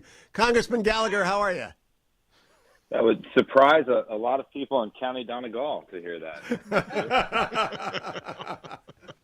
Okay, Congressman, we are in France. Ed Morrissey is also on with us because we're in France in the Latin Quarter. We may use all the bandwidth up at any point. I want to get your reaction to the most recent statement from the Biden administration. There have been like 8 statements on the mask mandate. The Department of Justice issues a statement on ruling saying that the CDC disagree with the district court decision and will appeal, subject to the CDC's conclusion that the order remains necessary for public health. So, Congressman, how do you read that? I read that as we've got to take a poll. What do you think? It's a total clown show, Hugh. I mean, clearly they got flat-footed by the judge's decision. And furthermore, there's just no scientific basis at present to maintain this mask mandate at all. They know they're on the losing side of this issue, but the administration is so captive to the far left element of their base, which wants us to mask in perpetuity, they're unwilling to show any leadership on this front. And what is wrong with the President of the United States saying to the American people, we've moved from a pandemic phase to an endemic phase. If you want to wear a mask because you feel that's the best way to protect yourself or your family, that is your choice, but we're no longer going to force people on airplanes and trains to do the same. And oh, by the way, you're actually breathing better air when you're on an airplane. It makes no sense. Hugh, one Wisconsin specific point, and if memory serves, Ed Morrissey wrote a great book called Going Red, in which he profiled my home county of Brown County, Green Bay, Wisconsin. Brown nose, brown nose alert. We're calling a brown nosing flag right there. Go ahead, Congressman. Well, he rightly recognized that Northeast Wisconsin is the epicenter of America. So goes the 8th District, so goes America, as the saying goes. But we, south of us, 2 hours, Milwaukee Public Schools announced a temporary masks are optional policy 2 days ago, and then immediately reversed it to go back to masking kids. We're still masking kids, Hugh. I think when we look back on this whole fiasco, that will be the most unconscionable thing that we've done throughout this, and it's far past time to blame the previous administration on this. This is a complete lack of leadership by the President of the United States, Joseph Biden, and it's one of the many reasons why they are about to get creamed in the elections come November. Congressman Gallagher, first off, let me congratulate you on your excellent taste in reading material. So you're one of dozens who enjoyed that book. I just want to say that, Congressman. But this was a surprise to me, because this was really a gilded exit strategy, right? The Biden administration, all they had to do was say, well, golly, we disagree with the court, but, at this point in time, it just doesn't seem to be a whole lot of point in challenging this. We're sort of coming to the end of this anyway. They had just the perfect situation where they could claim to their own radical base, well, we didn't end the mask mandate, it was forced on us, and everybody else could go on living their lives and sort of dial down the resentment. Instead, they're like doubling down on this, just politically speaking. I'm not even talking scientifically speaking. Politically speaking, isn't this really a stupid move by the Biden administration? It's a totally politically stupid move. I totally agree that this would have been the perfect out for them. And parents in my district, which you know well, have been outraged by this whole charade. They continue to call my office asking for answers on what the basis of this is. By the way, anyone who's been on a flight in the last year and had to wear a mask, knows what a ridiculous charade this is. I was on a flight 4 months ago, and I had a cloth mask on, which, by the way, the latest evidence suggests that cloth masks don't really work. Right. And I was a proponent of voluntary masking early on, but I'm trying to follow the science here. The flight attendant came to me and said, "Sir, your mask is not fully over your nose." And I said, "Oh, I'm sorry, I'll pull it up." And then she asked me if I wanted a cup of coffee. I said yes, and I immediately pulled my mask down and started drinking coffee. It makes no sense at all. So the time is now for the Biden administration to say, hey, we now have vaccines widely available for a long time. Again, if you want to choose to mask, do so, but we are no longer going to impose this mask mandate. You've got to stop giving advice to the Wile E. Coyote who is running the political operation at the White House, because I want them firmly in control of this until November. I want to play for you 2 clips from yesterday's press conference, Congressman. Cut number 10, the start of it, please, Ben. When I was running for office, you heard it 1,000 times from me, that we're going to build an economy around you. I'm so tired of trickle-down economics. Okay, stop right there. Cut number 15, Ben. I was listed, had the great pleasure of being listed as the poorest man in Congress for 36 years. I still had making a hell of a lot more money than anybody else because I was getting a senator's salary. No kidding. I didn't think you should make money. No kid. Stop, Congressman. It's so cringeworthy. He's worth double-digit millions. He was out of office for 4 years. What do you make of this, the president using "I'm a pauper" stuff?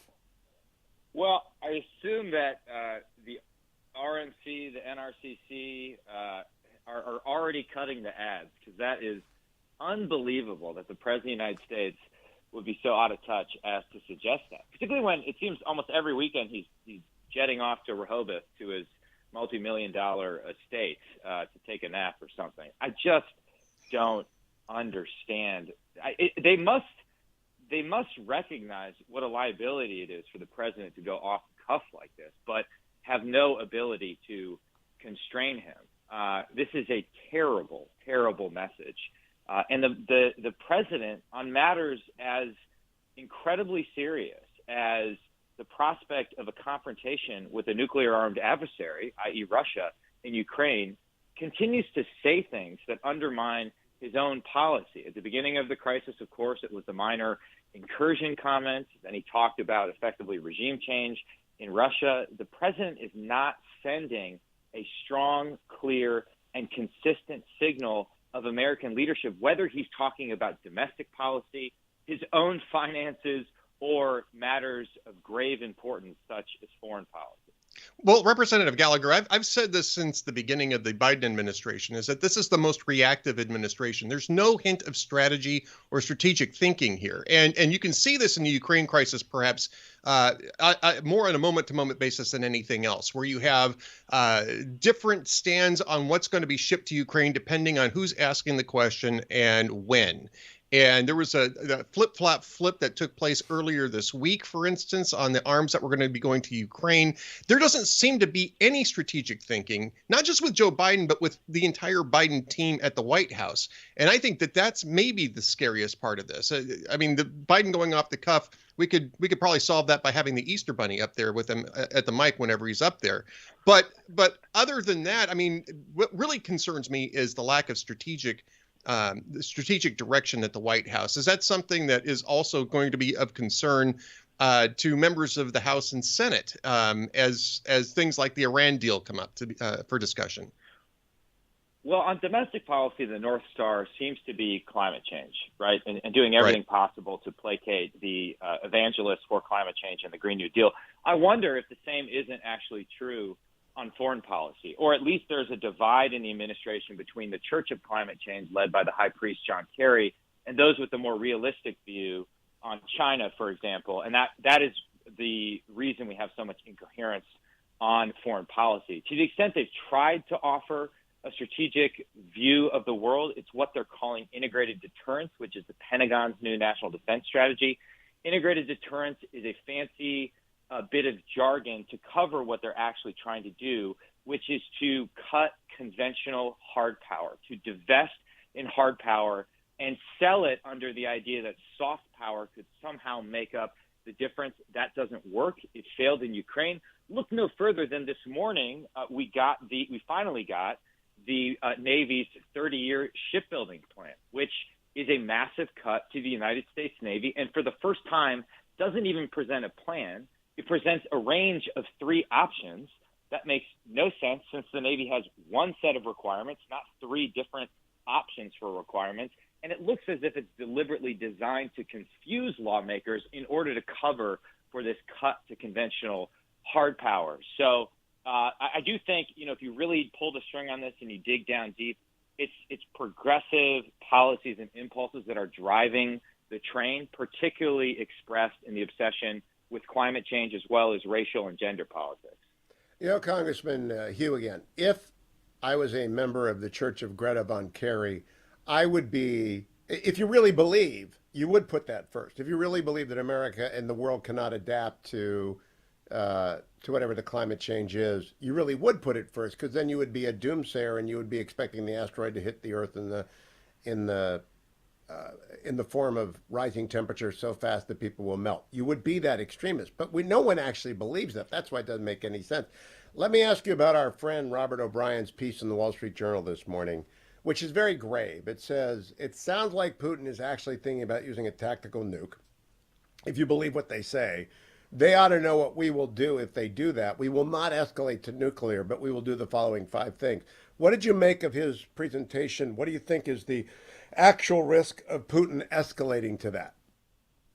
I thought it was a phenomenal article. And I think Robert has really hit on something important, which is the reason deterrence failed in Ukraine on February 24th is that we failed to credibly signal the consequences of Putin invading. Instead, we relied upon vague threats of imposing sanctions and sternly worded tweets and hashtag diplomacy from Jen Psaki. And we also failed to put hard power in Putin's path. We failed to arm the Ukrainians.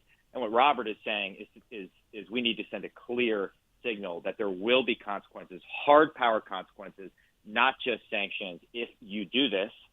And I really do think one of his recommendations, which effectively can be summarized as we should sink every Russian Navy vessel that's in the Eastern Med and in the Black Sea, that is something we really need to think through. That's incredibly important. And what worries me right now is that whether it's in the Eastern Med or in the Black Sea or in the Taiwan Strait, we may not have the necessary level and types of missile systems to sink either Russian or Chinese ships should the conflict escalate with either of our 2 foremost geopolitical foes. So I would encourage everyone to read Robert's op-ed. He's talking about exactly what we need to be talking about.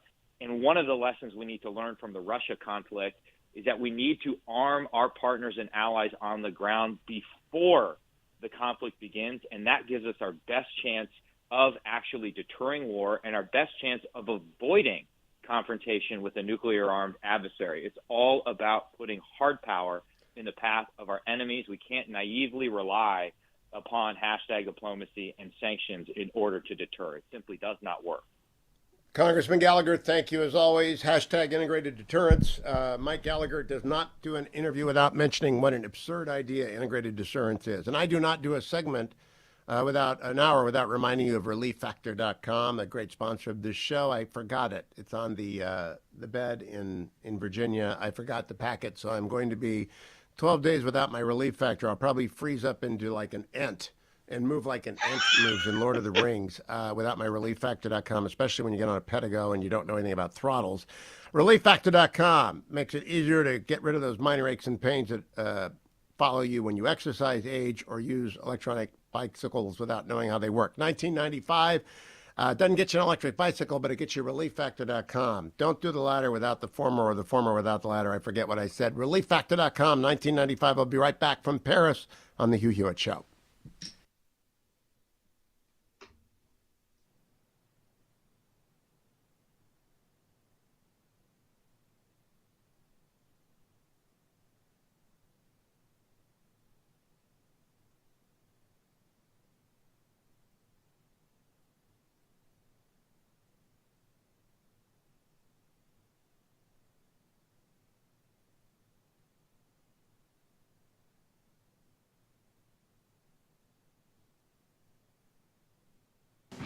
Trending now on Wilkow. And here's my serious question. You could ask this perhaps of friends, family members, or coworkers. If you're against this bill that simply sets age appropriateness between kindergarten and third grade, all of these people in Hollywood are for abortion. How would you explain an abortion to a 5-year-old? Would you show them medically accurate images? Would you show them a video?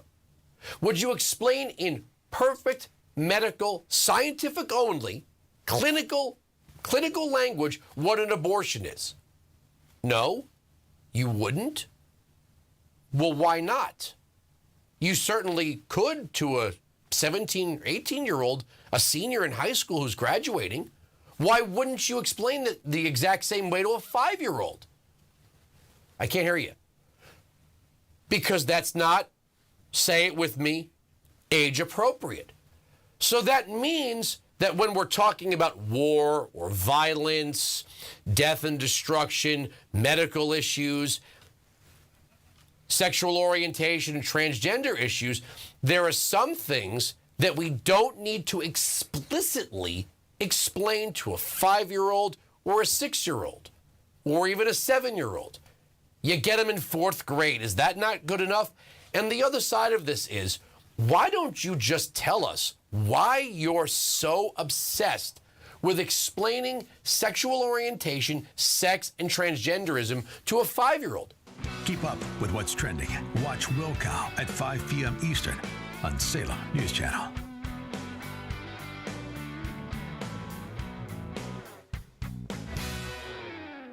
Streaming on Salem Now.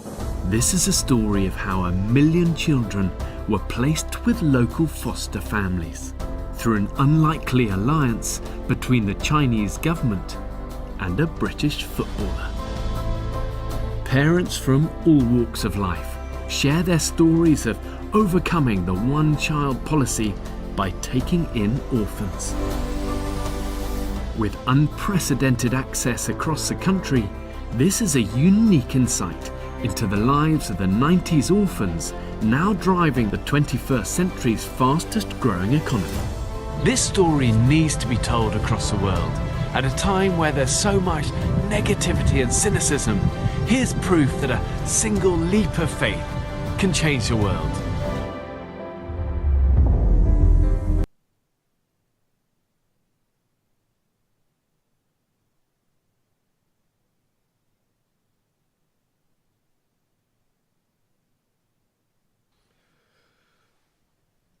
Welcome back, America. Hugh Hewitt live from the Latin Quarter in Paris, joined by Ed Morrissey in Texas. Generalissimo is with me to make sure that this broadcast actually goes out over the airways. Stamps.com is also with us, great sponsor of the show, making sure that if you use postage in your small business, you should be using Stamps.com, and you should go to HughHewitt.com to find the button to hit, or you can go to Stamps.com and use my code HUGH, H-U-G-H, and you'll get a 4-week trial, no long-term contract, nothing like that. You get free postage. You also get a scale, and you'll also figure out that Stamps.com saves you real money, as in R-E-A-L money. I mean, you can also reel in a lot of money, R-E-E-L, by using Stamps.com, because they have deals with the United States Postal Service, with UPS, whatever you mail, whatever you ship. It will be cheaper to do so with the Stamps.com account. Use my code HUGH. And I'm serious. If you are, I'm like Joe Biden. I'm serious here. Come on, man. I'm serious. No joke. Not a no joke. Jokes. Not a joke. Not kidding. Stamps.com is, my old man used to tell me when I was in Scranton that I should use Stamps.com. We used to talk about Stamps.com around the kitchen table every with time. Corn Pop. With Corn Pop, every time the cost of stamps go up a little bit. All right, now I want to read from you. I was referencing the Robert O'Brien piece in the Wall Street Journal. I'm just going to read 2 paragraphs. The time is now to deter Russia from, quote, escalating to de-escalate, writes the former national security advisor in the Journal this morning. The United States must unambiguously communicate to Moscow what lies ahead if it goes down this terrible path. Mr. Putin and his supporters need to understand that if he detonates nuclear weapons in Ukraine, the U.S. response will be swift and significant, far exceeding the limited export sanctions under consideration around the world to the response to Russian atrocities in Bucha. America and its allies shouldn't retaliate in kind with nuclear weapons. The U.S. should, however, be prepared to take other serious actions quickly. And then he goes on to list the options of those. Ed, do you think that's a necessary piece to put out there? And would you like to hear Jake Sullivan or someone else say the same thing? Why? Absolutely, because I think that this is something that you have to make clear up front before these weapons get used. These weapons are so terrible that you have to make sure that everybody's very clear that the U.S. will take significant direct military action as a result. And I'd say that the first thing you do is, even if those weapons start getting moved around the battlefield, is you sink all the boomers. You just find every single Russian missile sub and you sink it. You don't talk about it. You don't mention it. Before they use it? Before they use it. If they start moving those weapons around, if he keeps talking about that as an option, yeah, you sink the boomers and make sure that... I don't know, Edward, in the complicated math of nuclear escalation, you don't want to be the one to throw the first stone between the United States and Russia. It's not a nuclear response. It's removing a nuclear threat. If he's making nuclear threats, then those boomers become an existential threat to the United States. Period. End of story. That's what, of course, a submarine with nuclear missiles on it. We got to remember the Steelers fans are listening, Ed, and so we have to remember they know about what boomers. Boomer is. They know what think boomers that's is. a quarterback in Cincinnati. They were thinking about the Bengals. They were thinking about the Bengals. Those are the Bengals fans that are confused, but the Steelers fans know that. Talk to me a little bit about Mitch Trubisky, by the way. Since we're talking the Steelers here, tell me about how your life is much better with Mitch Trubisky. Go on, Ed. Yeah. Tell me how excited you are. I am so excited that we have a transitional quarterback to somebody that the Steelers are going to draft to replace him. I mean, what did you call him? The Mentor Mitch. We got Mentor Mitch. Sitting there. Yeah, Mentor Mitch is now in Pittsburgh. He grew up in Mentor, and I wanted to draft him. I wanted to draft him back in the day when he was on the board, when the Browns passed him by, and I'm glad we didn't, because I saw him play in Chicago, and if he's listening, I hope he comes back. I just don't want him to come back too well in Pittsburgh. But you just said transitional quarterback is the key here. While the search committee works on Baker. Stop that. I am Baker my Mayfield nightmare. head to Pittsburgh. You know what my nightmare is that Baker goes to Pittsburgh and wins 5. He wins more rings for them than Terry and Big Ben won combined for the Steelers, because that would be a Baker thing to do, right? Chip on my shoulder. I'll leave Texas and go to Oklahoma. I'll leave Cleveland and go to Pittsburgh. Well, I think Pittsburgh usually has a system that would favor Baker Mayfield, maybe a little bit better than the Browns did, right? And so it would make some sense to put Baker Mayfield in that system. Line? Having an offensive line, having a running game. We don't have any receivers. That's the problem. Well, right now Pittsburgh is a little short on receivers too. They keep losing receivers, but Who yeah, left? I mean, Juju. I think Juju Smith-Schuster took off, and I forget where he landed. I think he's with the Chiefs. Oh, I didn't know that. Terrific player, and apparently a pretty stand-up guy as well, just in general. It's kind of like a Baker Mayfield situation where you're not just losing the talent on the field, you're kind of losing a little bit of the spirit, a little bit of the community rally effect, Tell right? me you're not a Browns fan, so you're a little bit further removed, and you have less than a minute to say this. I judging from afar, I'm a big Baker fan. I didn't like the idea of leaving him, but he's gone. It seems to me in the aftermath that the locker room was divided about Baker Mayfield. Well, I think so, right? And I think you're right about that. And I think in part that was the way that Baker was handled by the coaching staff there too. I don't think he was given a really great shot in this last season. I don't think he was given a really great shot to succeed. Not that they weren't trying to support him, but I just don't think the system was working for him there. I think he's a talented guy, and he's going to land someplace else, and he's going to show off his talent. I think so. He's going to win Super Bowls. Okay, well, I'm done talking about the Browns.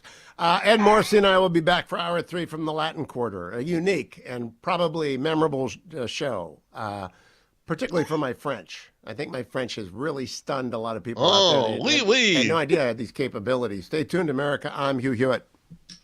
Public education has gone off the rails. Parents and teachers have had enough. Watch the groundbreaking new documentary, Whose Children Are They?, on salemnow.com. Go to salemnow.com today.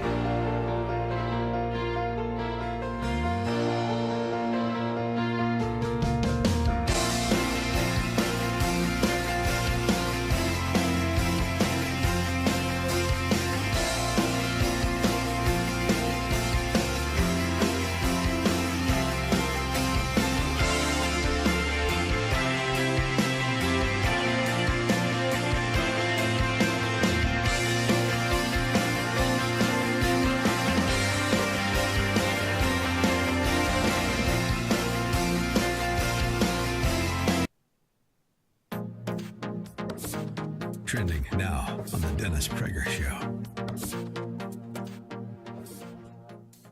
It has to be accompanied by zinc hydroxychloroquine.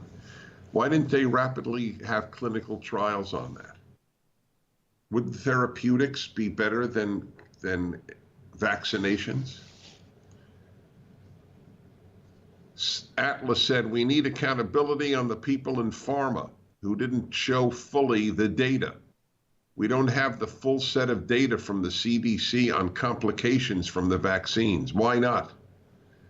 We've had hundreds of millions of doses of these vaccines administered. We don't have a full set of data on the complications yet. Why? What kind of scientific process is that? Keep up with what's trending. Subscribe on YouTube and at rumble.com. Judge Thomas, you solemnly swear to tell the truth, the whole truth, and nothing but the truth, so help you God. I do. I was under constant attack. You're not really black because you're not doing what we expect black people to do. This is the wrong black guy. He has to be destroyed. So you'd still like to serve on the Supreme Court? I'd rather die than withdraw from the process. Look for Salem Now in the App Store or go to salemnow.com. Trending now on Wilkow. And here's my serious question. You could ask this perhaps of friends, family members, or coworkers. If you're against this bill that simply sets age appropriateness between kindergarten and third grade, all of these people in Hollywood are for abortion. How would you explain an abortion to a 5-year-old? Would you show them medically accurate images? Would you show them a video? Would you explain in perfect medical, scientific only, clinical language what an abortion is? No, you wouldn't. Well, why not? You certainly could to a 17, 18-year-old, a senior in high school who's graduating. Why wouldn't you explain that the exact same way to a 5-year-old? I can't hear you. Because that's not, say it with me, age appropriate. So that means that when we're talking about war or violence, death and destruction, medical issues, sexual orientation and transgender issues, there are some things that we don't need to explicitly explain to a 5-year-old or a 6-year-old or even a 7-year-old. You get them in 4th grade. Is that not good enough? And the other side of this is, why don't you just tell us why you're so obsessed with explaining sexual orientation, sex, and transgenderism to a 5-year-old? Keep up with what's trending. Watch Wilkow at 5 p.m. Eastern on Salem News Channel.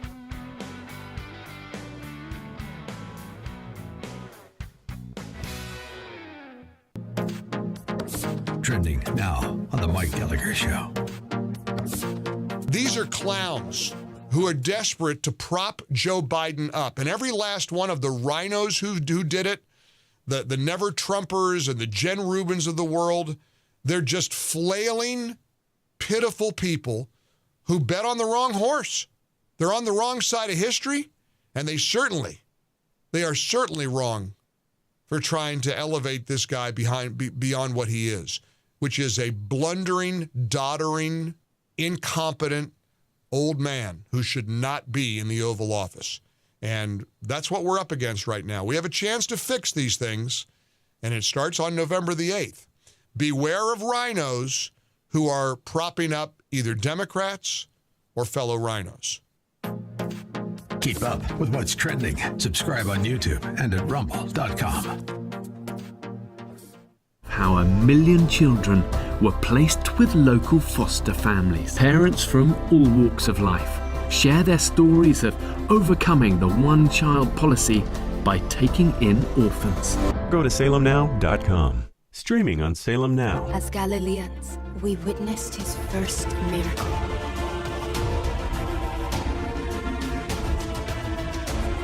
He warned us that a time of great deception would come. But we must hold on to our faith that one day he would return to save us from the end of the world.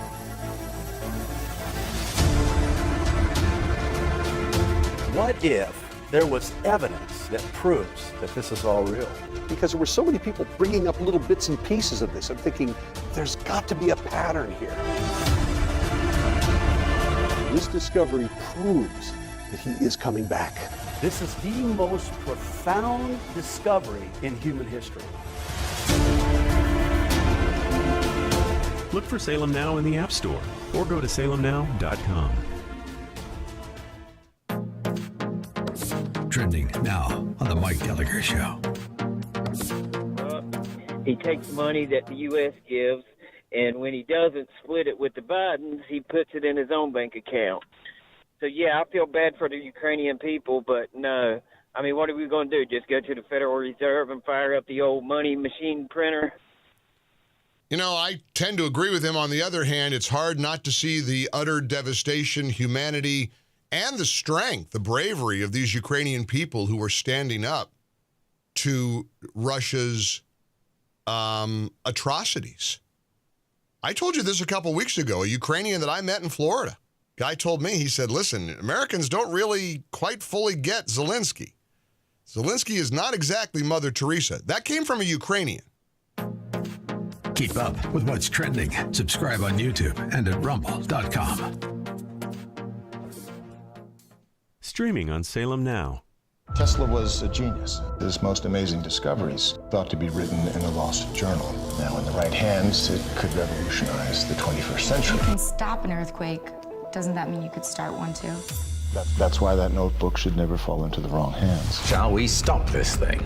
Save the universe!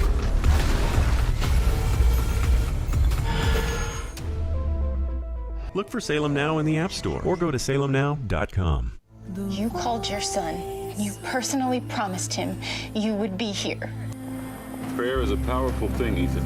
It really does work, if you believe. Look for Salem Now in the App Store or go to salemnow.com. Trending now on the Mike Gallagher Show.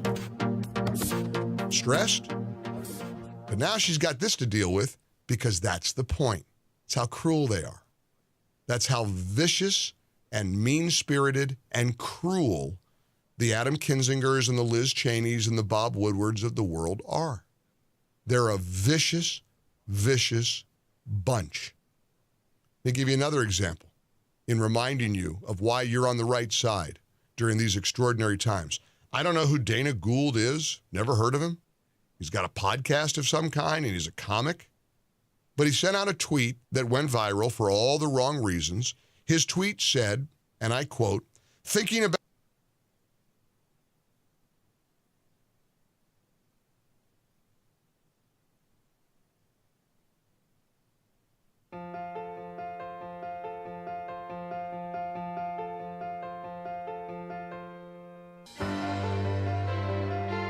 Portions of the following program may contain pre-recorded material.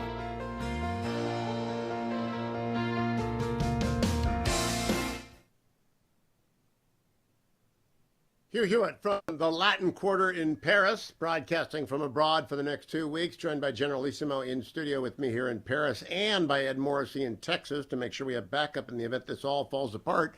Mike Gibbons joins us from Ohio. Mike is running for the United States Senate there, and it's so great to have you back. Mike, welcome to the Paris edition of the Hugh Hewitt Show. Yeah, thanks for having me, Hugh. You don't know Ed Morrissey. I don't know if you've talked to Ed Morrissey before. He's the editor-in-chief of townhall.com and my regular guest host.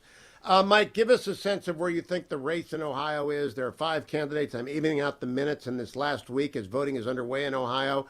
How do you think it stands? We're pretty positive at this juncture. I think nothing's really changed, at least from our what the polling seems to be coming out as. We're confident that we can continue with the lead here and right through the election. Things have tightened up, of course, and we expect that to continue. But Mike, I want to give you a chance to respond. Last week, Jane Timken was on, and she tossed some bricks your way, saying that you had demeaned women and her as a mother not working. Your response? Well, I've got two daughters. In fact, if you go online and check that out, my daughter's president of the Women for Gibbons group, and she would tell you just the opposite. I didn't demean anybody for anything. She's basically made a false presentation of her past. And, I'm not a politician, so I'm not used to this. And what I should do is just ignore whatever anybody says, because nobody seems to speak the truth. Well, and Mike, I think that part of this too is that this is sort of off topic in terms of what voters care about, right? And we hear a lot from Democrats about equity, about climate change, about all sorts of different things. What is the number one issue that you're hearing about from voters in Ohio? What is their big concern? Right now, it's inflation, no doubt about Absolutely. it. And every single voter has the same issue, and as we all should.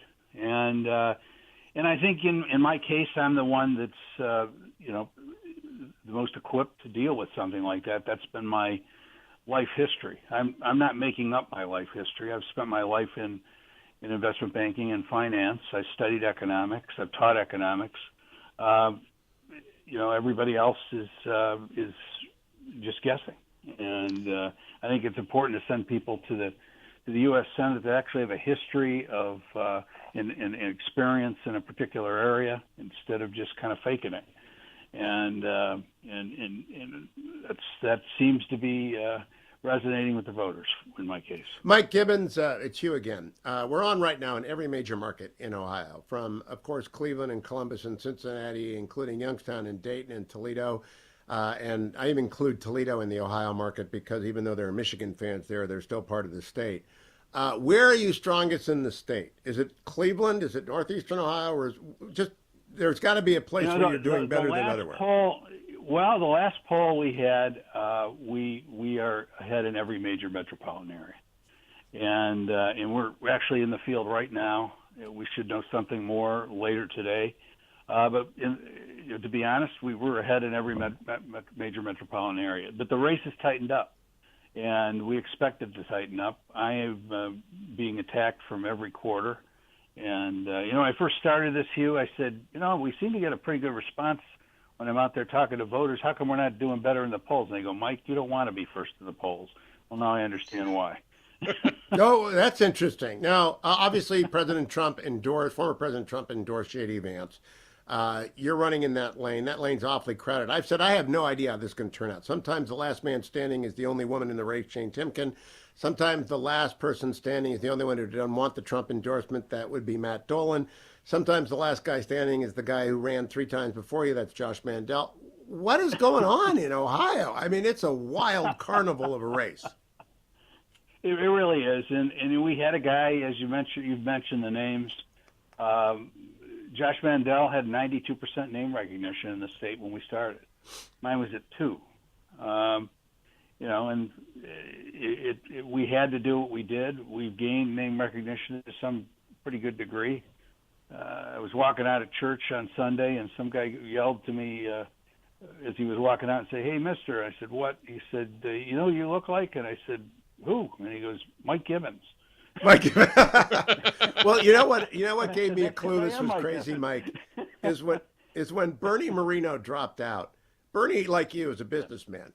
And when Bernie dropped out, I thought, that's because he can't make heads or tail of the data. And that's actually what I concluded, is that Bernie could not see a data pattern to win, or he couldn't make out whether he would win. It's funny you say that, because the morning I saw, we get like 100 pages of polling data. And when I looked at it the morning he dropped out, I said, Bernie's a smart guy. And Bernie has no path here. And it was pretty obvious to me. And sure enough, that very day he dropped out. And I look for the same thing. If I didn't have a chance to win, I would have dropped out. And I've got a very good media group supporting me, and they have shown me a path to victory that remains in place. And, I've taken some hits. It's amazing what people can get away with saying that bear absolutely no resemblance to the truth. And I've been taking one of those every 4 minutes if you watch TV and here in Ohio. But we're fighting it the best we can, and we're retaining a strong position. So I'm pretty positive that the polls may show that we've moved up again, and I'm very positive that we're going to win this race. Mike, is part of this because voters in Ohio really looking for something fresh? I mean, Hugh's just done a great job of running down a list of people who've been in politics for a while, right? I mean, Josh Mandel, J.D. Vance has been in the public eye for a long time. Do you think that this is because people are looking for really just something fresh, something that breaks away from the politics as usual that has been going on? Well, I don't know how they view me, but I've heard they think I tell the truth and I'm authentic. I know that's how I succeeded in business. I thought it would carry over in politics. Apparently, it doesn't all the time. I'll go out and I'll talk about career politicians, and I'll say we can't entrust our nation's future to career politicians, and everybody applauds. And Josh Mandel has never he served honorably in the Marine Corps. But after that, he has never spent a day in his life in the private sector. Right. And it's not like he's 26 years old. He has run for office or held office every day of his life. And that to him is some sort of an insult. But that's the reality. Yet people are voting for a guy that is the definition of career politician. So hey, Mike, I got to tell you something. I usually talk up, not about the other people. When I got done with the first debate, I have two questions for you. Who's the best debate moderator thus far? And that should be easy. But then the second is your comment. When I walked out of that first debate, I said to the fetching Mrs. Hewitt, Mike Gibbons reminds me of every dad at every Warren JFK booster meeting I ever went to. And, the football boosters always watch the tape on Monday night. And honestly, I said that Mike Gibbons, who I've never met before, it's just like every dad at the boosters meeting. What do you think about the debate moderator and my description of you? Well, I think you're correct probably in both of those. No, I do watch the game films. Oh, you do? I didn't know that. You see, there you go. That's Mike Gibbons, is the dad at the high school who's going to show up, who also happens to make, millions of dollars in business. Would you tell people what you did for a living before you got into politics? Sure. I'm an investment banker. We call ourselves a middle market firm. I'm very proud of this year. Our firm was number 22 in the league tables this year nationally of all investment bankers, not just middle market. So we're one of the larger middle market firms in the country, and it just goes to show you the American dream's out there, because I started with a desk and a phone, and I've got great partners, but I've been very blessed by this great country and this great state. So it's Mike. I want to thank you for coming on again and again, and for doing the debate. I want people. I'm not endorsing in this race. I just like everybody in it for different reasons, and I like Mike because he's the guy I've known from Warren, Ohio, forever. Except he's not from Warren, Ohio, and I never met him before the first debate. Mike Gibbons, good to talk to you. Ed Morrissey and I will be right back after the break. Don't go anywhere, America, but go vote if you're in Ohio, because the booths are open at your local Board of Elections. Stay tuned. Portions of the Hugh Hewitt Show brought to you by Sierra Pacific Mortgage. For more info, call 888-888-1172.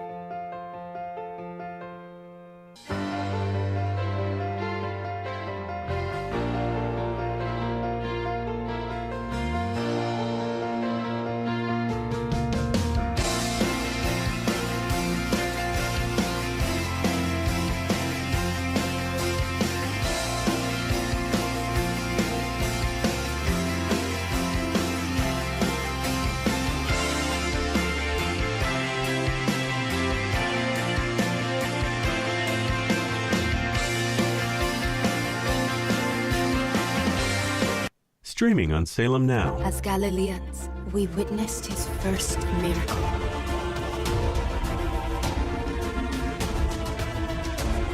He warned us that a time of great deception would come. But we must hold on to our faith. That one day he would return to save us from the end of the world.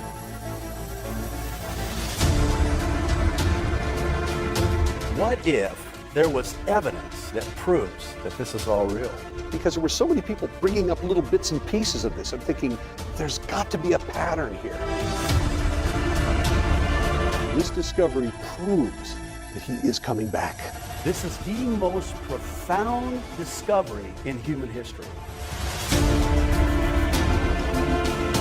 Look for Salem Now in the App Store or go to salemnow.com. Trending now on the Mike Gallagher Show. He takes money that the U.S. gives, and when he doesn't split it with the Bidens, he puts it in his own bank account. So, yeah, I feel bad for the Ukrainian people, but no. I mean, what are we going to do, just go to the Federal Reserve and fire up the old money machine printer? You know, I tend to agree with him. On the other hand, it's hard not to see the utter devastation, humanity, and the strength, the bravery of these Ukrainian people who are standing up to Russia's atrocities. I told you this a couple weeks ago. A Ukrainian that I met in Florida, guy told me, he said, listen, Americans don't really quite fully get Zelensky. Zelensky is not exactly Mother Teresa. That came from a Ukrainian. Keep up with what's trending. Subscribe on YouTube and at rumble.com. Streaming on Salem Now. Tesla was a genius. His most amazing discoveries thought to be written in a lost journal. Now, in the right hands, it could revolutionize the 21st century. You can stop an earthquake. Doesn't that mean you could start one too? That's why that notebook should never fall into the wrong hands. Shall we stop this thing? Save the universe!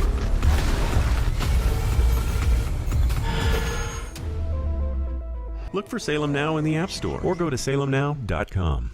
You called your son, and you personally promised him you would be here. Prayer is a powerful thing, Ethan. It really does work, if you believe. Look for Salem Now in the App Store or go to salemnow.com. Trending now on the Mike Gallagher Show. Stressed? But now she's got this to deal with because that's the point. It's how cruel they are. That's how vicious and mean-spirited and cruel the Adam Kinzingers and the Liz Cheneys and the Bob Woodwards of the world are. They're a vicious, vicious bunch.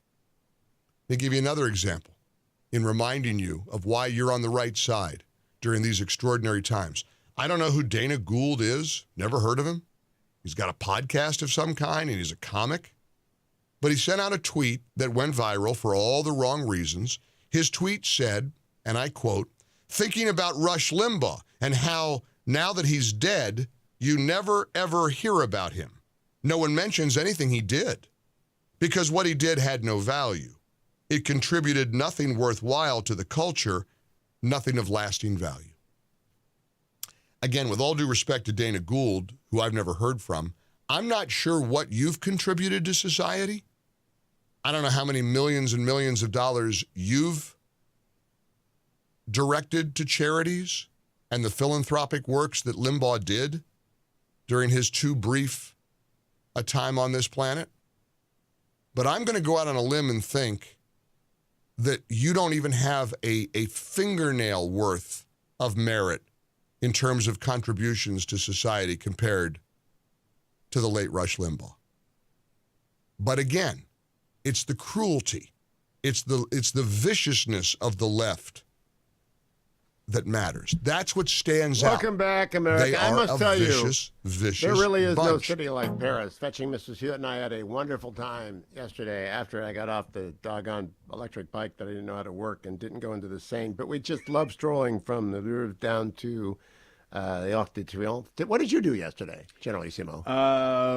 Me and mine went to the Eiffel Tower. Of course you did. It's your first day in Paris. First day in Paris, and we got to go to the very top. My stepdaughter was here on a school trip 2 weeks ago. just kind of a confluence of things.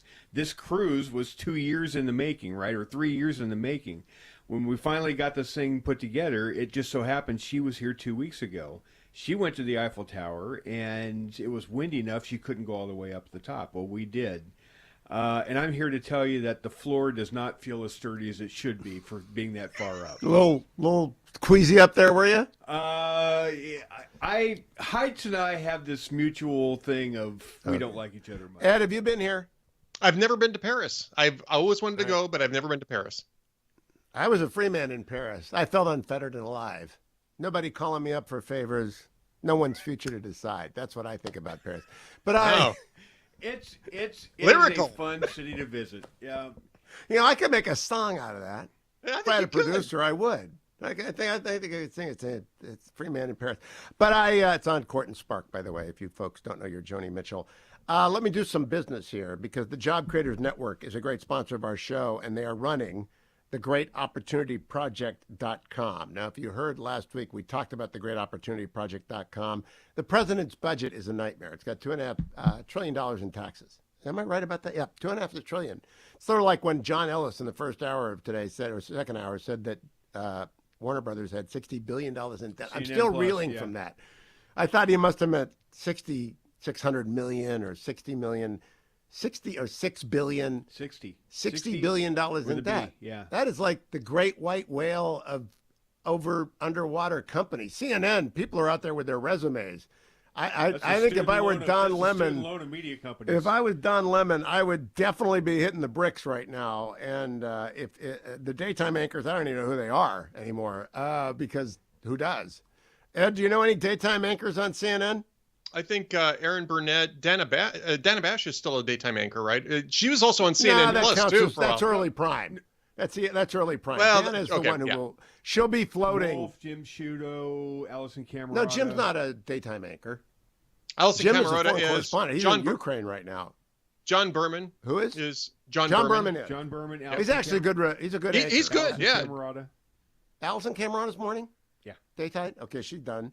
And she's a good anchor, too. Anna Cabrera. Who watches it? I mean, I catch a little bit in the airport, but who watches it? I don't know. I watch whenever anything happens in the world, I go to CNN first for about 10 minutes for the rest of the networks to catch up, to get the raw video.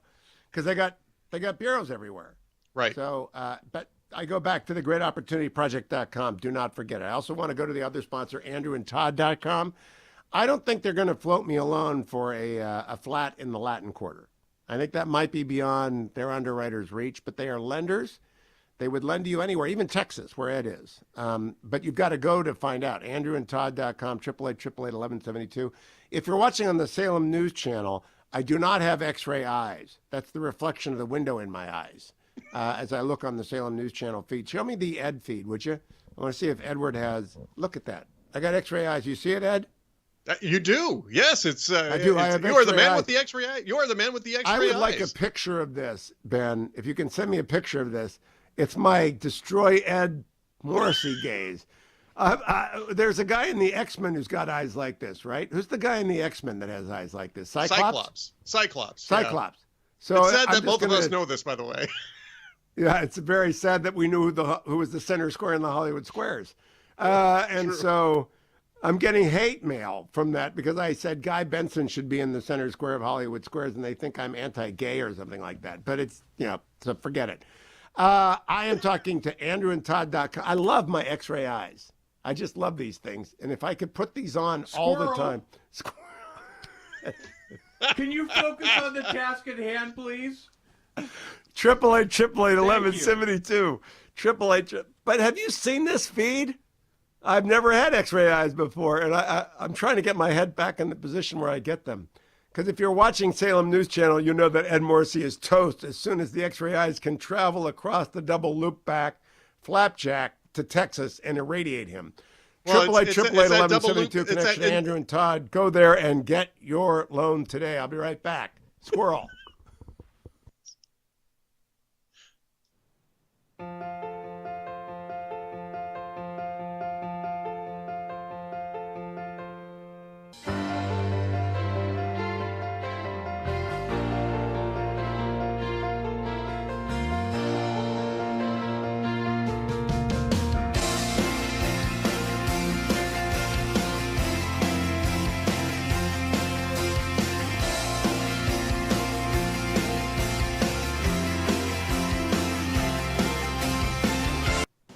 Trending now on Wilkow. And here's my serious question. You could ask this perhaps of friends, family members, or coworkers. If you're against this bill that simply sets age appropriateness between kindergarten and third grade, all of these people in Hollywood are for abortion. How would you explain an abortion to a 5-year-old? Would you show them medically accurate images? Would you show them a video? Would you explain in perfect medical, scientific only, clinical language what an abortion is? No, you wouldn't. Well, why not? You certainly could to a 17, 18-year-old, a senior in high school who's graduating. Why wouldn't you explain it the exact same way to a 5-year-old? I can't hear you. Because that's not, say it with me, age appropriate. So that means that when we're talking about war or violence, death and destruction, medical issues, sexual orientation and transgender issues, there are some things that we don't need to explicitly explain to a 5-year-old or a 6-year-old or even a 7-year-old. You get them in 4th grade. Is that not good enough? And the other side of this is, why don't you just tell us why you're so obsessed with explaining sexual orientation, sex, and transgenderism to a 5-year-old? Keep up with what's trending. Watch Wilkow at 5 p.m. Eastern on Salem News Channel.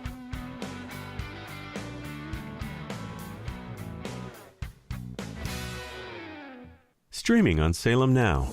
This is a story of how 1 million children were placed with local foster families through an unlikely alliance between the Chinese government and a British footballer. Parents from all walks of life share their stories of overcoming the one-child policy by taking in orphans. With unprecedented access across the country, this is a unique insight into the lives of the 90s orphans now driving the 21st century's fastest growing economy. This story needs to be told across the world. At a time where there's so much negativity and cynicism, here's proof that a single leap of faith can change the world. Look for Salem Now in the App Store or go to salemnow.com. Trending now on the Mike Gallagher Show. Oval Office that is 1,000 times more volatile and dangerous than his predecessor, because Trump wouldn't be making mistakes like this. He might send out a mean tweet to Rosie O'Donnell, and we don't have that anymore, so I'll bet you can sleep better at night. I'll bet the people of Ukraine are glad that Twitter took away Donald Trump's account. I'll bet you they're really thinking about the election process and how we upended the election of November of 2020 and saw Biden, Mr. Grandpa Joe out of his Wilmington, Delaware basis with the most votes any president in the history of America ever got. Yeah, right. Right. Keep up with what's trending. Subscribe on YouTube and at rumble.com. Trending now on the Dennis Prager Show. Period, emotions, truth is timeless. And you guys also have eternal wisdom that we both know comes from the Word of God. And those 5-minute videos from PragerU were so impactful because they were so simple, straight to the point, and so full of facts that is the remedy for leftism, if you will. It's the remedy for being in your feelings. And so there was a couple of videos, but the 5-minute videos were just fantastic for me. They were easy, short, stuff that I could watch and were just amazing. Did somebody bring those to your attention, or you just discovered it on the internet? Trending. Subscribe on YouTube and at rumble.com.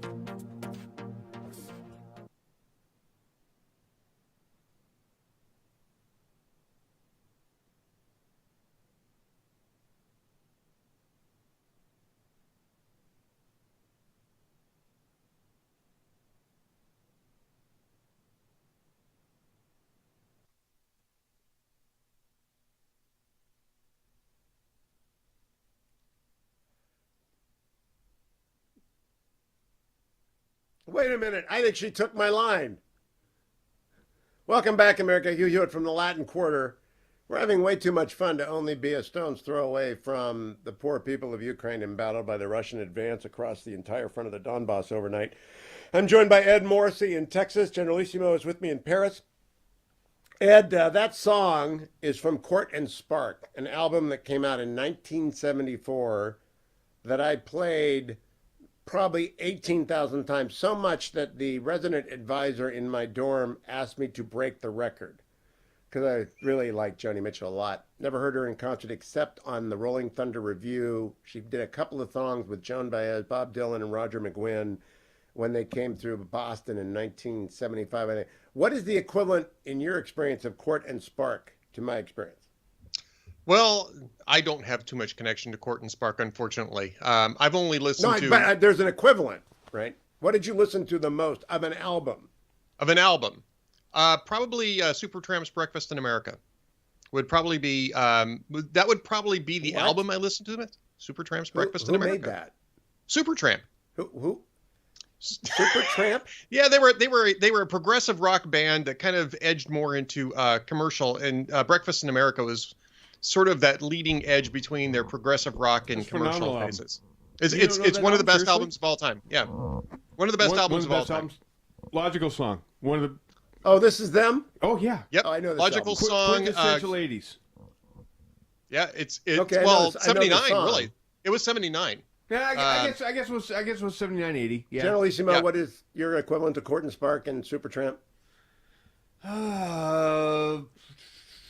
I would probably pick like Tears for Fears, Songs from the Big Chair. All right, I know that's Young Man and Ramsey. Adam, what's yours? Is Adam Ramsey? You have? Oh, come on, just name one, Adam. You can't say I have too many. This isn't an FM station underground. This isn't pirate radio. This is talk radio AM dial mostly. Oasis. There you go. How about Gentleman Ben? Gentleman Ben have a favorite album? They don't have albums anymore. No, the hip hops only do one beat at a time. They do one beat at a time. Does Jacob have one? Jacob is in the studio this morning learning how to work the studio. Favorite album? Yeah, Jacob. He doesn't. Probably something by Boston. Oh, there you go. Boston. The very first Jacob Boston is not album. even the legal age. Are you 54 years old? What are you? Yeah, that's kind of a stunner. Boston. Oh, it's a great choice. Don't listen to him. It is a great choice. I'm fine with that. It's in our demo. I mean, you just hit the heart of the demo, Jacob. So we're impressed as could be, but a little bit surprised for an 18-year-old to come up with. I didn't think you listened to Grandpappy's music. Yeah, that's really pretty impressive. Okay, let's go back to sort of a long time since that album came out. Long time. Long time. Long came out like 3 times before he was born. Is sort of how long ago. Like there were 3 Jacobs before him. Jacob is how we will pronounce it. Jacob. At least while we're in Paris, Jacob. The International Alliance of Christian and Jews is doing everything they can to get supplies into Ukraine. I'm switching from lighthearted to serious here because it's deadly serious, and I mean deadly serious in Ukraine. People are starving to death. People are being shot. People are being killed. War crimes. And the International Alliance of Christian and Jews has stepped up, and they're asking you to join them. The banner is at the thousands of you have sent $10 or $50 or $100 to the International Fellowship of Christians and Jews. Thank you so much for doing so. There's a match in effect over at hughhewitt.com. The banner is at the very, very top. I ask you all to go there and be as generous as you can. Ed Morrissey, Brett Stevens has a column in the New York Times this morning, which was just brought to my attention by Senator John Cornyn, who tweeted it out. Why we admire Zelensky. It begins, why do we admire Volodymyr Zelensky? The question almost answers itself. We admire him because, in the face of unequal odds, Ukraine's president stands his ground, because he proves the truth of the adage that one man with courage makes a majority, because he shows that honor and love of country are virtues we forsake at peril, because he grasps the power of personal example and physical presence, because he knows how words can inspire deeds and give shape and purpose to them, so that the needs may in turn vindicate the meanings of words. We admire Zelensky because he reminds us of how rare these traits have become in our own politicians. Now, there he went off the rails. Actually, we have a lot of, I was going to say simply because he embodies courage, the first of all virtues, because it is the one virtue on which all others depend. Why do you think we admire him? It's a very good quote, by the way, or a paraphrase of C.S. Lewis. Is courage is at the heart of all virtues. And yes, and I think that that's exactly it. I think that we live in an age where there's a lot of postmodern, rationalist type of talk about there's no such thing as virtue, there's no such thing as truth. And we are able to indulge in that because we don't live in true crisis moments, right? I mean, we have had it so easy for the last 40, 50 years that we go around looking for crises, right? And the whole woke thing is going around looking for a crisis. When you take a look at what's going on in Ukraine. Ed. Have you written that? That's very good. I haven't written that, but I mean, it's certainly something I've been mulling over. You should write that.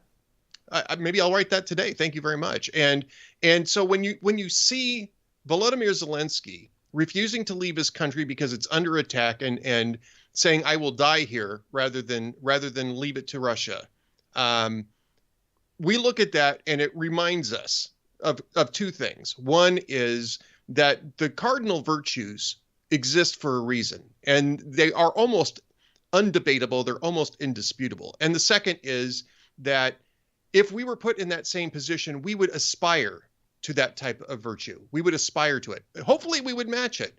And that's one reason why I think you're right about Bret Stephens being a little bit off about saying, well, our politicians don't have that. Our politicians aren't in that position. We don't know if the politicians... Tom Cotton and Mike Gallagher have that. Tom Cotton walked point in a platoon in Baghdad. Mike Gallagher was at Al Assad Air Base. I mean, these guys had it. Well, and I would like to think that Pompeo, I would like to think that Tim Kaine, right. I would like to think that Tim Kaine would have it, that Joe Manchin would have it, that our opponents across the aisle would also display that kind of courage. I mean, you take a look at what's between Pompeo, Cotton, and Gallagher actually putting on the uniform and going in harm's way. Sure, although they're not shooting at Mike, he's sitting across the Soviet tanks that are going to run over the American tanks in the Fulda Gap in about 5 days. So it's an untenable position, which is what Zelensky is in, only now they've started shooting. Physical courage is not the absence of fear, as Larry Arnn likes to point out. Right. It's the overcoming of physical fear. It's the mastery of fear. Right? It's the mastery of fear. It is the mastery of fear. And that's why jumping to civilian politics, but going back to what you said that is profound, and that means you can't be in the center square of the Hollywood Squares, Washington, D.C. edition, is that the lack, we're looking for a crisis. And when you compare even in Paris, when we were walking along the Champs-Élysées yesterday, and it's a beautiful day in Paris, and people are sitting around the fountain, right? Everyone in Paris has come outdoors because it's the first day of spring, in essence. Everybody was outside yesterday, and miserable weather last week, miserable weather next week. So everybody came out. We're not in Ukraine. Paris was occupied from 1940 to 1944, and this city had enormous courage, but it was not, it was incipient, it was inchoate until after the Germans came, and then you either joined the resistance or you were a Vichy. And you didn't know until the moment presented itself. Right. That's exactly correct. It's inspiring when a leader where you don't expect it in him or her, it's inspiring when they rise to the moment. And Zelensky did that when he said, I don't need a ride, I need ammunition. And I mean, we see examples of this throughout history. I mean, we could talk about Winston Churchill, but I would like to say King George VI, who refused to evacuate London during the Blitz, even though Winston Churchill actually urged, I think Neville Chamberlain and Winston Churchill urged him to do that. King George VI said, I'm going to stay with my people. I'm going to stay in London. Now, he didn't do that ostentatiously. He did it quietly, but that was an example of courage that inspired the people around him and allowed the British people to coalesce around the desire to defeat fascism, which is exactly what Ukraine is facing at the moment, just under a different guise. You just remind me, last week before we left, Fetching Mrs. Hewitt and I had dinner with Ken and Jolene Hodder, who are the national commissioners of the Salvation Army. They're friends of ours. And inside the Beltway. And he runs the Salvation Army U.S. from inside the Beltway. She does alongside of him. And his father was in the Blitz. And then his father was a chaplain to the Seabees in Da Nang, because the Salvation Army said, we need a chaplain to serve for the army. And so off he was in Da Nang when Tet happened, having survived the Blitz. And what you just reminded me of with George VI is he told the story that his father was a lad when the Blitz began, and they sent him out of London. They sent all the children out of London, and that lasted 2 days before his mom went and got him and brought him back because she couldn't stand to be apart from him. And the house next door was destroyed to him. A barrage balloon fell on his father's house. I mean, people who went through the Blitz are not heroes. They're not charging the line, but they went through the Blitz. And the people of this city with Nazis around them for 4 years persevered. Sometimes courage isn't rushing the line. It's just persevering. Right. If you ever want to see a good movie about that, by the way, Hope and Glory, which came out about 35 years ago, was recommended to me by somebody who survived the Blitz. Hope and Glory is a John Boorman film that was basically semi-autobiographical. Yeah, semi-autobiographical. And you can see that sort of courage and also just, human life that is going on during the Blitz. It's a really wonderful movie. But it talks about almost the exact same thing happens. He gets sent off, they bring him back. It's a very touching story, but that touches on the ordinary courage. To wrap this up with a bow, C.S. Lewis's The Lion, the Witch, and the Wardrobe series begins with 3 children sent from London to stay with the professor during the Blitz. And since you brought up, we don't plan this out, America. We are simply professionals. But don't try this at home. Do not try this at home. And nor do not try to come to Paris without a beret, which Generalissimo was in charge of bringing a beret, but he did not get me a beret. So I am beret-less, which is unfortunate for... what is incredibly distracting, Ed, for me, is that behind you is a screen that plays our promo the whole time. And if people are watching on the Salem News Channel, Dwayne says I have a squirrel problem. Well, the promo that plays behind you the whole time is just one long squirrel problem that is very, very hard for me to... So I'm not looking at General... Ed, you're going to do this all next week and Friday with me. Isn't that amazing? It's great. I've had such a blast, and I'm really looking forward to the next week of doing this. And I will still be bereft of berets, though. Bereft of berets. But bereft of berets? Try and get yourself a beret. If we could all get a red beret, it would be good. If we all get a purple beret, actually. I think a purple beret would be better. Can you get a raspberry beret? A raspberry beret, like Prince. Can you get those? Prince had a raspberry beret. Can you get 3 of them? No. See, he's not much of a producer. Jacob, can you get us? Okay, I got to do relieffactor.com. Don't forget. Don't do what I did. Forget.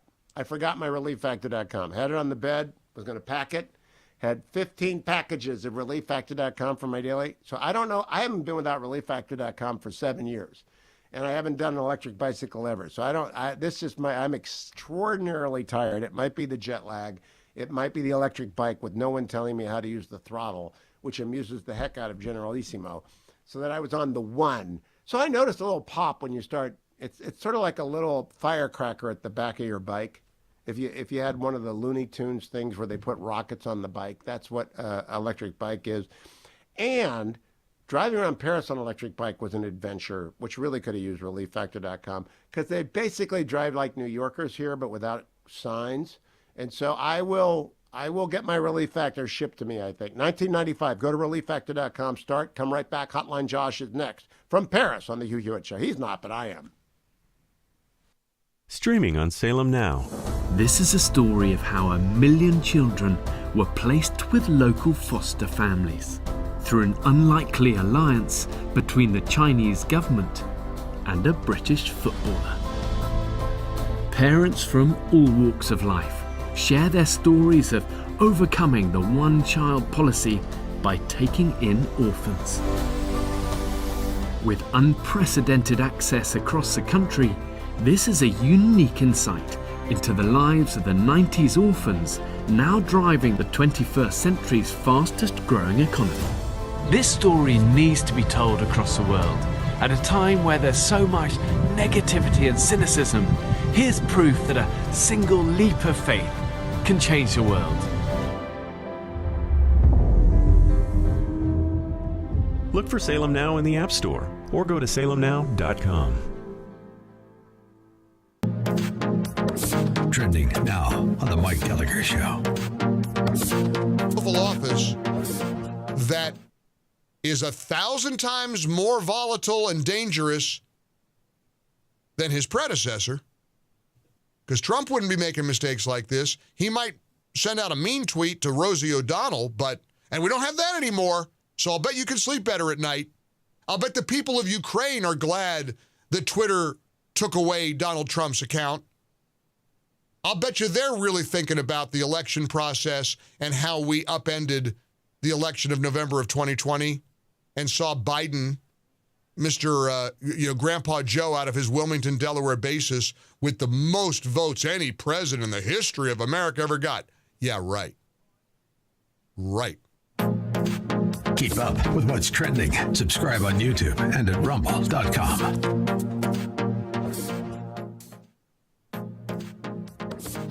Trending now on the Dennis Prager Show. Period, emotions, truth is timeless. And you guys also have eternal wisdom that we both know comes from the Word of God. And those 5-minute videos from PragerU were so impactful because they were so simple, straight to the point, and so full of facts that is the remedy for leftism, if you will. It's the remedy for being in your feelings. And so there was a couple of videos, but the 5-minute videos were just fantastic for me. They were easy, short, stuff that I could watch, and were just amazing. Did somebody bring those to your attention, or you just discovered it on the internet? No, just kind of discovered them on the internet. That's fascinating. That's great. Yeah. Social media. Yes. Do you have? I often ask this of Prager Force members. Do you have a favorite video? And I don't. You may not, and I don't care what it is if you do. But I'm curious. I do. It's the 5-minute video about the separation of church and state. How would Kamala Harris I love that France? because he just goes France. France.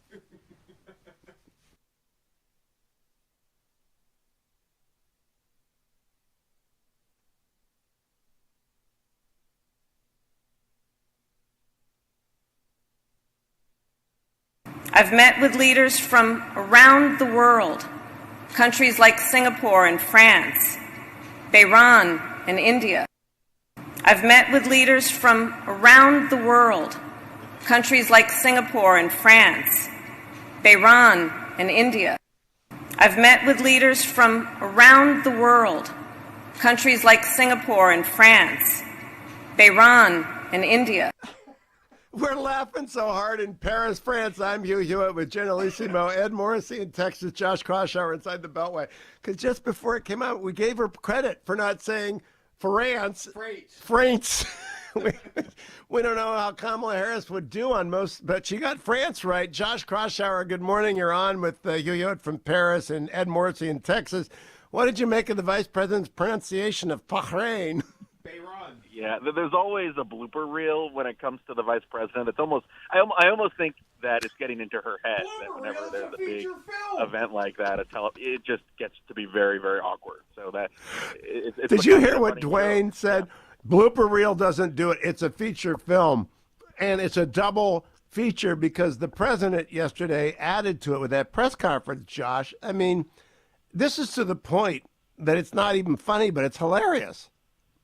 Yeah, communications. Look, the White House's challenges are much more than communications challenges, but they're not helping themselves when the president and the vice president have stumbled on some basic talking points, arguments, setting the messaging for the day.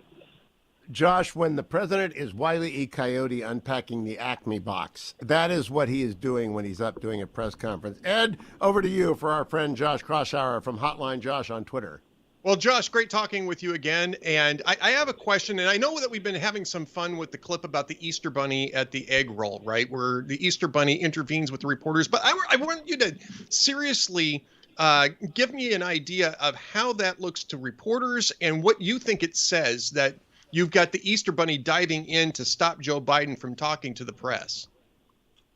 Well, there's something to be said for letting Biden be Biden. Biden won the presidential primary, by being who he was, boring, full of making kinds of stumbles on the campaign trail. And yet, because he was boring and because he seemed a little more normal than the other candidates, he won. And, I feel like as he's gotten more handlers, as he's been president, has more progressive staff, has more people that are working alongside him, they're making him look bad. Let him. Part of his image is the guy who has made his fair share of gaffes over his long political career. Let him do that. When you have the Easter Bunny, who was a White House message person, dressed up as the Easter Bunny for the Easter egg roll, and you have them literally like waving him off and trying to prevent him from saying anything, it makes everything look worse. And that is the problem. I think he has too many people almost worried about what he's going to say, and it exacerbates the already evident problem. Josh, I'm trying to give the president the benefit of the doubt. I think the Easter Bunny was not sent by the team. I just think he stumbled into that. Do you think he was sent by the team to interrupt, really? Yeah, I have a hard time making heads or tails of it. It did look like... Oh, that's a bad pun. Hand-waving. The hand-waving looked pretty fierce. But there's egg on my face now. I mean, I wasn't there. It didn't look good. Certainly that playing that over and over again isn't a great look for the White House. Well, I think we have what Mike we're saying Gibbons is on. I'm sorry. Go ahead, Ed. It undermines confidence in the president, doesn't it? I mean, that optic is you can't trust the president to talk to a reporter. And this was a White House comms person who was in the bunny suit, by the way. Even the own White House doesn't have confidence in the president's ability to interact with people. That really speaks about confidence in his abilities. Well, let's talk about something in that same vein that's a little more substantive, in the sense that we have this judge, the judge ruling to the end of the mask mandate in public transportation, and Biden went out there yesterday and said, "Let people make their own decisions. It's fine," and that's the way we're going to go. And then Jen Psaki and some of it was Psaki, I believe, and a few other White House officials ended up saying, "We're going to appeal this thing. We may end up appealing this thing." So Joe Biden doesn't speak for his own administration. Yeah, and I think, frankly, Biden's message is the right one on that. That's the way they should have gone in the first place. But they've mixed their messages, they've muddled their message, and I actually think the staff is doing the White House a whole lot of harm in that regard. I want to get one quick hotline question in for you, Josh. We have a minute. Mike Gibbons was on. He's tremendously avuncular, right? He's like Uncle Mike. Who's going to win that race, in your opinion? That's a great question, Hugh. I think it's between Gibbons and Vance. Vance was looking out of the race.